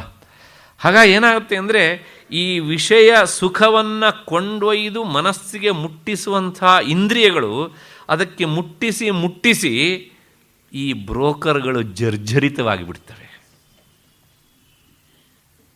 ಇವುಗಳ ಕೆಲಸ ದಲ್ಲಾಳಿ ಕೆಲಸ. ವಿಚಾರ ಮಾಡಿ, ಹೌದಾ ಅಲ್ಲೋ ಅಂತ. ಆದರೆ ಒಳಗಿನಿಂದ ಕುಳಿತಂತಹ ಮಹಾರಾಜ ಈ ದಲ್ಲಾಳಿಗಳನ್ನು ದುಡಿಸಿ ಕೊನೆಗೂ ಮತ್ತೆ ಪುನಃ ತಂದುಕೊಡಿ ಅಂತ ಕೇಳ್ತಾನೆ ಇರ್ತಾನೆ. ಮೊದಲು ಮನಸ್ಸು ಅನುಭವಿಸುವ ಸುಖವನ್ನೇ ತಾವೂ ಸುಖ ಅನುಭವಿಸ್ತಾ ಇದ್ದೇವೆ ಅಂತ ಈ ಇಂದ್ರಿಯಗಳು ಭಾವಿಸ್ತವೆ. ಆಮೇಲೆ ಗೊತ್ತಾಗೋಷ್ಟೊತ್ತಿಗೆ ಕಾಲ ಮಿಂಚೋಗಿರುತ್ತೆ. ಅಷ್ಟೇ ಅಲ್ಲ, ಆ ಮನಸ್ಸು ಕೇಳಿದ ಹಾಗೆಲ್ಲ ವಿಷಯ ಸುಖವನ್ನು ಒಳಕ್ಕೆ ಕೊಂಡೊಯ್ದು ಕೊಟ್ಟು ಇವು ಸಂಪೂರ್ಣವಾಗಿ ತಮ್ಮ ಶಕ್ತಿಯನ್ನು ಕಳ್ಕೊಂಡು ಬಿಡ್ತವೆ, ಜರ್ಜರಿತವಾಗ್ತವೆ ಅಂತ ಹೇಳಿದೆ ನಾನು. ಅಷ್ಟಾದ್ರೂ ಸಹ ಒಳಗಿನಿಂದ ಮನಸ್ಸು ಇವುಗಳನ್ನು ವಿಷಯಗಳತ್ತ ಹೋಗಿ ಅಂತ ಹೇಳೋದನ್ನು ಬಿಡೋದಿಲ್ಲ. ಹಾಗೆ ಏನಾಗುತ್ತೆ ಅಂದರೆ ಇಂದ್ರಿಯಗಳು ತಮ್ಮ ಬಲವನ್ನು ಕಳ್ಕೊಳ್ತವೆ, ತಮ್ಮ ಶಕ್ತಿಯನ್ನು, ತಮ್ಮ ಪಾಠವತೆಯನ್ನು, ತಮ್ಮ ಚುರುಕುತನವನ್ನು ಎಲ್ಲವನ್ನೂ ಕಳ್ಕೊಂಡು ಬಿಡ್ತವೆ. ಹೆಚ್ಚಾಗಿ ಆತ್ಮ ವಿಷಯಕ್ಕೆ ಸಂಬಂಧಪಟ್ಟ ವಿಷಯವನ್ನು ಅವು ಗ್ರಹಿಸಲಿಕ್ಕೆ ಹೋಗೋದೇ ಇಲ್ಲ. ಹಾಗಾಗಿ ಈ ರಾಜಸಿಕ ಸುಖವನ್ನು ಯಾವನು ಬೆನ್ನತ್ತಿ ಹೋಗ್ತಾನೋ ಅವನು ಈ ಸಾತ್ವಿಕ ಸುಖದಿಂದ ದೂರ ಸರಿದು ಬಿಡ್ತಾನೆ. ಮತ್ತೆ ವಿಷಯೇಂದ್ರಿಯ ಸಂಯೋಗಾತ್ ಅಂದರೆ ವಿಷಯ ಇಲ್ಲದೆ ಇದ್ದರೆ ಅವನಿಗೆ ಸುಖ ಇಲ್ಲ ಇಲ್ಲಿ, ಅಷ್ಟು ನಿಶ್ಚಯ. ಆದರೆ ಮೊದಲನೇ ಶ್ಲೋಕದಲ್ಲಿ ಹೇಳಿದಂಥ ಸಾತ್ವಿಕ ಸುಖ ಉಂಟಲ್ಲ, ಅವನು ಎಲ್ಲಿ ಹೋದರೂ ಅವನು ಸುಖಕ್ಕೆ ಮೋಸ ಅನ್ನೋದಿಲ್ಲ. ಎಲ್ಲ ಕಡೆಗೂ ಅದನ್ನು ಎನ್ಕ್ಯಾಶ್ ಮಾಡ್ಕೊಳ್ಬೋದು. ಆದರೆ ಈ ಸುಖ ಮಾತ್ರ ವಿಷಯ ಇದ್ದಲ್ಲಿ ಮಾತ್ರ ಎನ್ಕ್ಯಾಶ್ ಮಾಡ್ಕೊಳ್ಳಿಕ್ಕಾಗತ್ತೆ, ಅಲ್ಲದಿದ್ದರೆ ಆಗೋದಿಲ್ಲ. ಆದರೆ ಇವನು ಹೋದಲ್ಲೆಲ್ಲ ವಿಷಯವನ್ನು ಕೊಡೋರು ಯಾರು ಇವನಿಗೆ ಅಲ್ವಾ? ಹಾಗಾಗಿ ಇವನ ಸುಖ ಅತ್ಯಂತ ಸೀಮಿತ. ಮತ್ತು ಈ ರಾಜಸಿಕ ಸುಖ ಹೇಗಿರುತ್ತೆ ಅಂದರೆ ಅಗ್ರೇ ಅಮೃತೋಪಮಂ ಅಂತ. ಅನುಭವಿಸುವ ಕಾಲದಲ್ಲಿ ಅದು ಅಮೃತದಷ್ಟು ಸಂತೋಷಕರವಾಗಿರುತ್ತಂತೆ ಅವನಿಗೆ. ಅನುಭವಿಸಿದ ಮರುಕ್ಷಣದಲ್ಲಿಯೇ ತುಂಬ ಕಷ್ಟ ಆಯಿತು ಅಂತ. ನಾನು ಹಿಂದೆ ಒಂದು ಉದಾಹರಣೆ ಕೊಟ್ಟಿದ್ದೆ. ಎಲ್ಲೆಲ್ಲಿ ಇಂದ್ರಿಯಗಳಿಂದ ನಮಗೆ ಸುಖ ಸಿಗುತ್ತೋ ಆ ಸುಖ ಅದು ನಮಗೆ ಆತ್ಯಂತಿಕ ಸುಖವನ್ನು ಕೊಡುವುದಿಲ್ಲ ಅಂತ. ಈಗ ನಾನು ಕೊಟ್ಟ ಉದಾಹರಣೆ ಇನ್ನೊಂದು ಜ್ಞಾಪಿಸಿಬಿಡ್ತೇನೆ. ತುಂಬ ಹಸಿವೆ ಆಗಿದೆ, ನಾಲ್ಗೆ ಬಯಸ್ತಾ ಇದೆ ರುಚಿಯಾದ ಪದಾರ್ಥ ಬೇಕು ಅಂತ. ಇದು ಇಂದ್ರಿಯ ತಾನೇ. ಜಾಮೂನ್ ಇಷ್ಟ ಅಂತ ತಿಂದ, ಎರಡನ್ನು ಬಡಿಸಿದ್ರು, ಖುಷಿ ಆಯಿತು, ತಿಂದ. ಮೂರನೇದು ತಿಂದ, ಸಂತೋಷ ಆಯಿತು. ನಾಲ್ಕನೇದು ತಿನ್ನುವಾಗ ಬೇಡ ಅಂತ ಅನ್ನಿಸ್ತು. ಐದನೇದು ಮತ್ತೆ ಬಲವಂತ ಹಾಕ್ಲಿಕ್ಕೆ ಬಂದರೆ ಬಡಿಸುವವನಿಗೆ ಎದ್ದು ಹೊಡೆಯೋದಕ್ಕೆ ಹೋಗ್ತಾನೆ ಅವನು. ಯಾಕೆ? ಅದರೊಳಗೆ ನಿಜವಾಗಿಯೂ ಸುಖವೇ ಇದ್ದದ್ದಿದ್ದರೆ ಪರಿಣಾಮೇ ವಿಷಮಿವ. ಆಮೇಲೆ ಅವನಿಗೇನಾಯ್ತು? ಅದು ಪರಿಣಾಮದಲ್ಲಿ ವಿಷ. 2 ಜಾಮೂನು 3 ಜಾಮೂನು ತಿಂದಾಗ ಅಮೃತೋಪಮಂ, ಪರಿಣಾಮ ವಿಷ ಮುಂದಿನದು. ಈ ವ್ಯತ್ಯಾಸವನ್ನು ನೋಡಿ ಆದರೂ ಕಲ್ತ್ಕೊಳ್ಬೇಕು ನೀನು ಅಂತಾನೆ ಭಗವಂತ. ಅಂದರೆ ಎಲ್ಲೆಲ್ಲಿ ಈ ವಿಷಯಗಳಿಂದ ಸುಖ ಸಿಗತ್ತೋ ಇದು ಶಾಶ್ವತ ಅಲ್ಲ. ಮತ್ತಷ್ಟೇ ಅಲ್ಲ, ಅಲ್ಲಿ ವಾಸ್ತವಿಕವಾಗಿ ಆ ವಸ್ತುವಿಗೆ ನಿಜವಾಗಿಯೂ ಸುಖವನ್ನು ಕೊಡುವ ಶಕ್ತಿ ಇಲ್ಲ. ಹಾಗಿದ್ರೆ ಮೊದಲು ನಿನಗೆ ಸುಖ ಆದ ಹಾಗೆ ಆಯ್ತಲ್ಲ ಅಂತಂದರೆ ಅದು ನಿನ್ನ ಭ್ರಮೆ. ಜಾಮೂನಿಗೆ ನಿಜವಾಗಿಯೂ ಸುಖವನ್ನು ಕೊಡುವ ಶಕ್ತಿ ಇದ್ದರೆ ಮೊದಲು 2 ಅಥವಾ 3 ಜಾಮೂನು ತಿಂದಾಗ ಎಷ್ಟು ಸುಖ ಆಗಿತ್ತೋ 7, 8ನೇ ಜಾಮೂನು ತಿಂದಾಗಲೂ ಅಷ್ಟೇ ಸುಖ ಆಗಬೇಕಿತ್ತು. ಆಗೋದಿಲ್ಲ. ಹಾಗಾಗಿ ಅದರೊಳಗೆ ನಿಜವಾಗಿಯೂ ಸಹ ಏನಿಲ್ಲ, ಸುಖ ಇಲ್ಲ. ಆದರೆ ಸಾತ್ವಿಕ ಸುಖ ಸಿಗದೇ ಇದ್ದದ್ರಿಂದ ಅದಕ್ಕೇನೆ ನಾವು ಸುಖ ಅಂತ ಬೋರ್ಡ್ ಹಾಕಿಬಿಟ್ಟಿದ್ದೇವೆ ಅಷ್ಟೇ. ಮತ್ತು ಮುಂದಿನ ದುರಂತ ಪರಿಣಾಮೇ ವಿಷಮಿವ. ಪರಿಣಾಮದಲ್ಲಿ ವಿಷ ಅಂದರೆ ವಿಷಕ್ಕೆ ಸಮಾನ. ಅಂದರೆ ಇಂದ್ರಿಯಗಳೆಲ್ಲ ಜರ್ಜರಿತವಾಗ್ತವೆ. ಅನುಭವಿಸಿದ್ದನ್ನೇ ಮತ್ತೆ ಮತ್ತೆ ಅನುಭವಿಸಬೇಕಂತ ಬಯಸ್ತಾ ಇಂದ್ರಿಯಗಳು ಶಿಥಿಲವಾಗ್ತವೆ. ಶಿಥಿಲ ಆಗ್ತಾ ಬಂದಾಗ ಏನಾಗುತ್ತೆ ಕೇಳಿದರೆ, ತನಗಿನ್ನೂ ಸುಖ ಬೇಕು ಅಂತ ಬಯಸ್ತಾ ಇರುವಾಗಲೇ ಇವನಿಗೆ ಗೊತ್ತಿಲ್ಲದೇ ವಾರ್ಧಕ್ಯವು ಅಡರಿಬಿಡುತ್ತದೆ. ಆ ವಾರ್ಧಕ್ಯದ ಜೊತೆಗೆ ರೋಗಗಳೂ ಬರ್ತವೆ. ಇಷ್ಟಾದ್ರೂ ಸಹ ಈ ರಾಜಸಿಕ ಸುಖವನ್ನು ಹೆಚ್ಚಾಗಿ ಅನುಭವಿಸಿದ್ರಿಂದ ಅದು ಸಾಕು ಅಂತ ಅನಿಸೋದಿಲ್ಲ. ಮತ್ತು ಈ ರೋಗಗಳು ಬಂದಾಗಳೂ ಸಹ ಅವುಗಳ ಜೊತೆಗೇ ರಾಜಸಿಕ ಸುಖವನ್ನು ಅನುಭವಿಸ್ತಾ ಇರ್ತಾನೆ. ಪಶ್ಚಾದ್ಹಂತ ಶರೀರೇ ರೋಗ. ಹೀಗೆ ಪರಿಣಾಮೇ ವಿಷಮಿವ, ಕೊನೆಗೆ ವಿಷಮಿವ ಅಲ್ಲ, ವಿಷವೇ ಅದು, ವಿಷವೇ ಆಗಿಬಿಡ್ತಿದೆ. ತತ್ಸುಖಂ ರಾಜಸಂ ಸ್ಮೃತಂ, ಇಂಥ ಸುಖ ಅದು ರಾಜಸಿಕ ಸುಖ.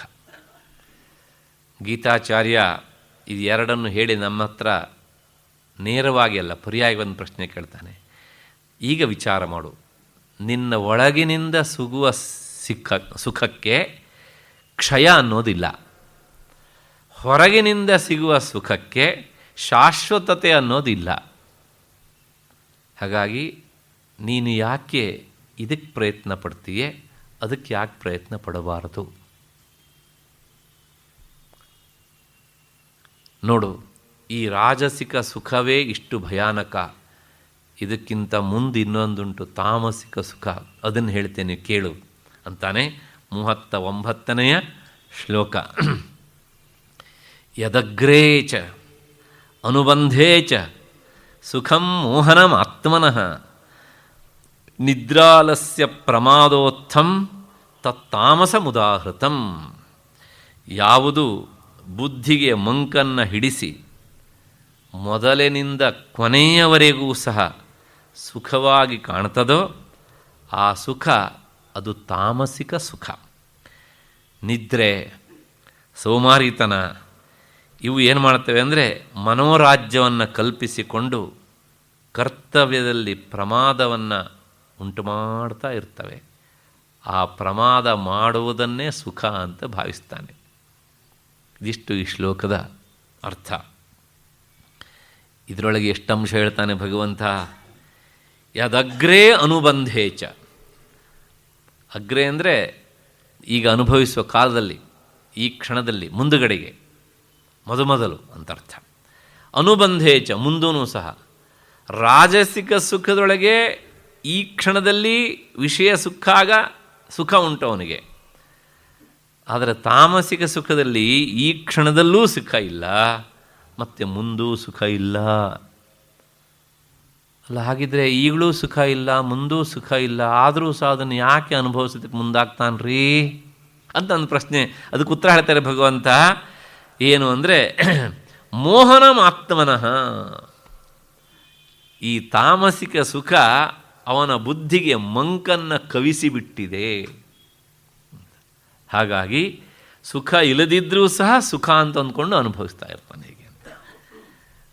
ಮತ್ತು ಅದು ಹೇಗಿರುತ್ತೆ ಅಂದರೆ ನಿದ್ರಾಲಸ್ಯ ಪ್ರಮಾದೋತ್ಥಂ, ಅತಿಯಾದ ನಿದ್ರೆ, ನಿನ್ನೇನು ಬಂದಿತ್ತು ಈ ವಿಷಯ, ಮತ್ತು ಪ್ರಮಾದ ಮತ್ತು ಆಲಸ್ಯ, ಇವುಗಳಿಂದ ಹುಟ್ಟಿದ್ದಂತೆ ಅದು.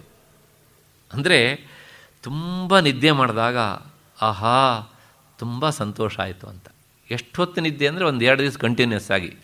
ಕುಂಭಕರ್ಣನ ವಂಶಸ್ಥ ಅವನು, ಹಾಗೆ ನಿದ್ದೆ ಮಾಡಿಬಿಡ್ತಾನೆ.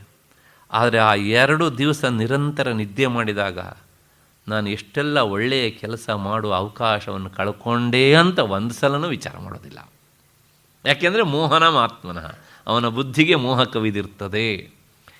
ಹೀಗೆ ನಿರಂತರ ಮನ್ಕೊಂಡಿರೋದೇನೇ ಸುಖ ಅಂತ. ಸಾಮಾನ್ಯವಾಗಿ ತಪ್ಪು ತಿಳ್ಕೊಳ್ಬೇಡಿ, ಈ ವಿದ್ಯಾರ್ಥಿ ಜೀವನದಲ್ಲಿ ಕೆಲವು ಜನ ಇರ್ತಾರೆ, ಹಾಸ್ಟೆಲ್ ಇರ್ತಾರೆ, ಅವರು ಆ ತಾಮಸಿಕ ಸುಖ ನೋಡಬೇಕು ಅಲ್ಲಿ ಹೇಗಿರುತ್ತೆ ಅಂತ. ಅವನು ಹಾಸ್ಟೆಲಿಗೆ ಬಂದ ದಿವಸ ಅಪ್ಪನೋ ಅಥವಾ ಪೇರೆಂಟ್ಸ್ ಯಾರು ಬಂದು ಚಾಪೆ ಹಾಸಿಗೆ ಎಲ್ಲ ಕೊಡಿಸೋಗಿರ್ತಾರೆ ಅವನಿಗೆ, ಅವತ್ತು ಅದನ್ನು ಬಿಡಿಸ್ತಾನೆ. ಹಾಸ್ಟೆಲ್ ಬಿಟ್ಟು ಹೋಗುವಾಗ ಅದನ್ನು ಮಡಿಸ್ತಾನೆ.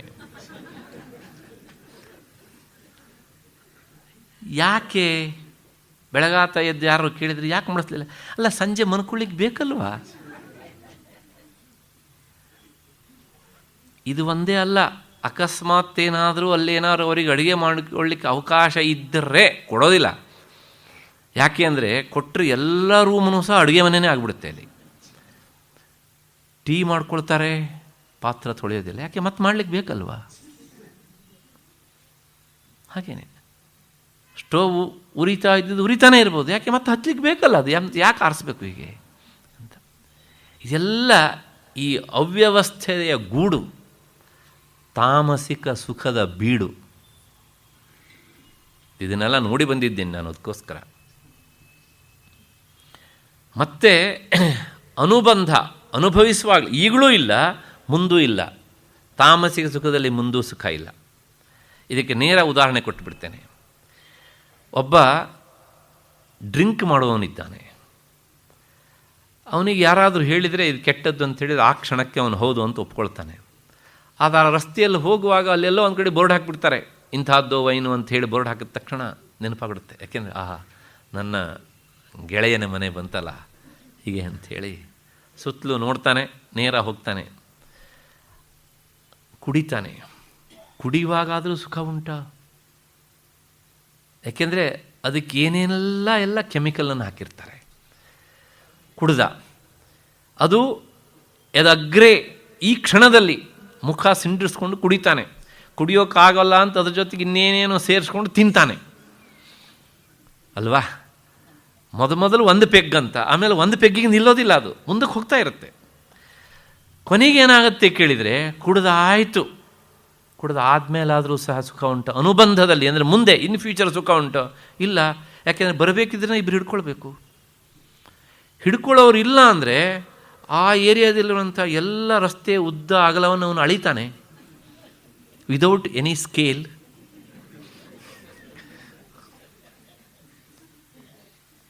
ಆಮೇಲೆ ರಸ್ತೆ ಅಳೆದಿದ್ದು ಸಾಲದು ಅಂಥೇಳಿ ಮೋರಿಯನ್ನು ಅಳಿತಾನೆ. ಆಮೇಲೆ ಸಾಲದು ಅಂತ ಅನಿಸುವಾಗ ಯಾರೋ ಬಂದು ವೆಹಿಕಲ್ ಅವರು ಗುದ್ದಿದ್ರೆ ಗುದ್ದಿಸ್ಕೊಂಡು ಬರ್ತಾನೆ. ಮನೆಗೆ ಬಂದು ನೋಡೋಷ್ಟೊತ್ತಿಗೆ ಎಲ್ಲ ಕಡೆಗೂ ಸಹ ರಕ್ತಾಭಿಷೇಕ ಆಗಿರ್ತದೆ. ಇದು ಯದಗ್ರೇ ಚ ಅನುಬಂಧೇ ಚ. ಸರಿ, ಇಷ್ಟೆಲ್ಲ ಮಾಡಿದ್ನಲ್ಲ, ಏನು ಪಡೆದ ಅಂದರೆ ತನ್ನ ಬೌದ್ಧಿಕ ಶಕ್ತಿಯನ್ನು ಎಷ್ಟೋ ವರ್ಷಗಳ ಕಾಲ ಇದ್ದು ಒಳ್ಳೆಯದನ್ನು ಮಾಡಲಿಕ್ಕೆ ಉಪಯೋಗ ಆಗುವಂಥ ಬೌದ್ಧಿಕ ಶಕ್ತಿಯನ್ನು ಸಂಪೂರ್ಣವಾಗಿ ಹಾಳು ಮಾಡಿಕೊಂಡ. ಯದಗ್ರೇ ಅನುಬಂಧೇ ಚ ಆಯಿತು. ಮತ್ತೆ ಇನ್ನೇನು ಮಾಡ್ತಾನೆ? ಇದರ ಬಿಟ್ಟರೆ ಮಧ್ಯೆಯಲ್ಲಿ ನಿದ್ದೆ ಪೂರ್ತಿ. ಅದರ ಬಿಟ್ಟರೆ ಇನ್ನು ಆಲಸ್ಯತನ, ಸೋಮಾರಿತನ. ಕೆಲವು ಜನರ ಅದನ್ನು ನೋಡಬೇಕು ನಾವು. ನೋಡಿದರೆ ಇನ್ನೊಬ್ಬರಿಗೆ ಹೋಲ್ಸೇಲಲ್ಲಿ ಕೊಡುವಷ್ಟು ಸೋಮಾರಿತನ ಅವ್ರ ಹತ್ರ ಇರ್ತದೆ. ಅಷ್ಟರ ಮಟ್ಟಿಗೆ ಎಲ್ಲ ಕೆಲಸವನ್ನು ಪೋಸ್ಟ್ಪೋನ್ ಮಾಡೋದು, ಎಲ್ಲ ಕೆಲಸವನ್ನು ಸಹ. ಎಷ್ಟರ ಮಟ್ಟಿಗೆ ಅಂದರೆ ನೇಚರ್ ಕಾಲ್ಸನ್ನು ಸಹ ಸರಿಯಾಗಿ ಮಾಡದೇ ಇರೋಷ್ಟರ ಮಟ್ಟಿಗೆ ಸೋಮಾರಿತನ. ಎದ್ದು ಹೋಗಬೇಕಲ್ಲ ಅಂತ. ಪ್ರಾಯಶಃ ಭಗವಂತ ಈ ಮಾತನ್ನೆಲ್ಲ ಹೇಳಬೇಕಿದ್ರೆ ಈ ಕಾಲದ ಬಹಳಷ್ಟು ಜನ ಅವನ ಕಣ್ಣಿಗೆ ಕಂಡಿರಬೇಕು ಅವನಿಗೆ. ಹಾಗಾಗಿ ನಿದ್ರಾ, ಆಲಸ್ಯ, ಪ್ರಮಾದ. ಪ್ರಮಾದ ಅಂದರೆ ಮಾಡಿದ ತಪ್ಪನ್ನೇ ಮತ್ತೆ ಮಾಡ್ತಾ ಇರ್ತಾನೆ. ಒಂದು ಸಲ ಅಲ್ಲ, 2 ಸಲ ಅಲ್ಲ, 3 ಸಲ, ನೀವು ಎಷ್ಟು ಸಲನಾದರೂ ಹೇಳಿ ಮತ್ತು ಅದೇ ತಪ್ಪು. ಅದರಿಂದ ಹುಟ್ಟಿದಂಥದ್ದು ಅಂದರೆ ಅತಿಯಾದ ನಿದ್ದೆಯನ್ನು ಮಾಡಿ ತಪ್ಪು ಮಾಡಿದಾಗ ಅವನಿಗೆ ಸುಖ, ಮತ್ತು ಆಲಸ್ಯತನದಿಂದ ಬಯಸ್ಕೊಂಡ್ರೆ ಸುಖ, ಪ್ರಮಾದದಿಂದ ಮಾಡಿ ಪ್ರಮಾದದಿಂದ ಬಂದಂಥದ್ದು ಏನುಂಟು ಅದು ಸುಖ. ಇಂತಹ ಸುಖ ಅದು ತಾಮಸಂ, ಇದು ತಾಮಸಿಕ ಸುಖ. ಇದರಿಂದ ಏನಾಗುತ್ತೆ ಅಂದರೆ ಏನೂ ಆಗೋದಿಲ್ಲ. ಅವನಿಗೂ 3 ಬಿಲ್ಲಿ ಲಾಭ ಇಲ್ಲ, ಅವನ ಮನೆಯವರಿಗೂ ಲಾಭ ಇಲ್ಲ. ಇಂಥವನು ಒಂದು ದಿವಸ ಪೂರ್ತಿಯಾಗಿ ಹೊರಟು ಹೋದಾಗ ಭಾಳಷ್ಟು ಜನ ನಿಟ್ಟುಸಿರೆ ಬಿಡ್ತಾರೆ. ಹಾಗಾಗಿ ಇಂತಹ ಸುಖ ಅದು ಅಪೇಕ್ಷಣೀಯ ಅಲ್ಲ, ಸುತರಾಂ ಅಲ್ಲ ಎನ್ನುವಂತಹ ಅರ್ಥವನ್ನು ತಿಳಿಸೋದಕ್ಕೋಸ್ಕರ ಭಗವಂತ ತಾಮಸಿಕ ಸುಖವನ್ನು ತಿಳಿಸಿದ್ದಾನೆ. ಮತ್ತು ಏನಿದ್ರೂ ಸಹ ಇವೆಲ್ಲ ಈ ಗುಣಗಳ ಹಿನ್ನೆಲೆಯಲ್ಲಾಗುವಂಥದ್ದು. ಹಾಗಾಗಿ ಈ ಗುಣಗಳ ವಿಚಾರ ಮುಗುದಿಲ್ಲ. ಇವುಗಳನ್ನು ಮೀರಿ ನಿಲ್ಲೋದಷ್ಟು ಸುಲಭ ಅಲ್ಲ ಅಂತ ನಾಳೆ 6:30 ಗಂಟೆಗೆ ಸೇರಿದಾಗ ಹೇಳ್ತಾನೆ. ಅಲ್ಲಿವರೆಗೆ ನೋಡೋಣ. ಎಲ್ಲರಿಗೂ ನಮಸ್ಕಾರ.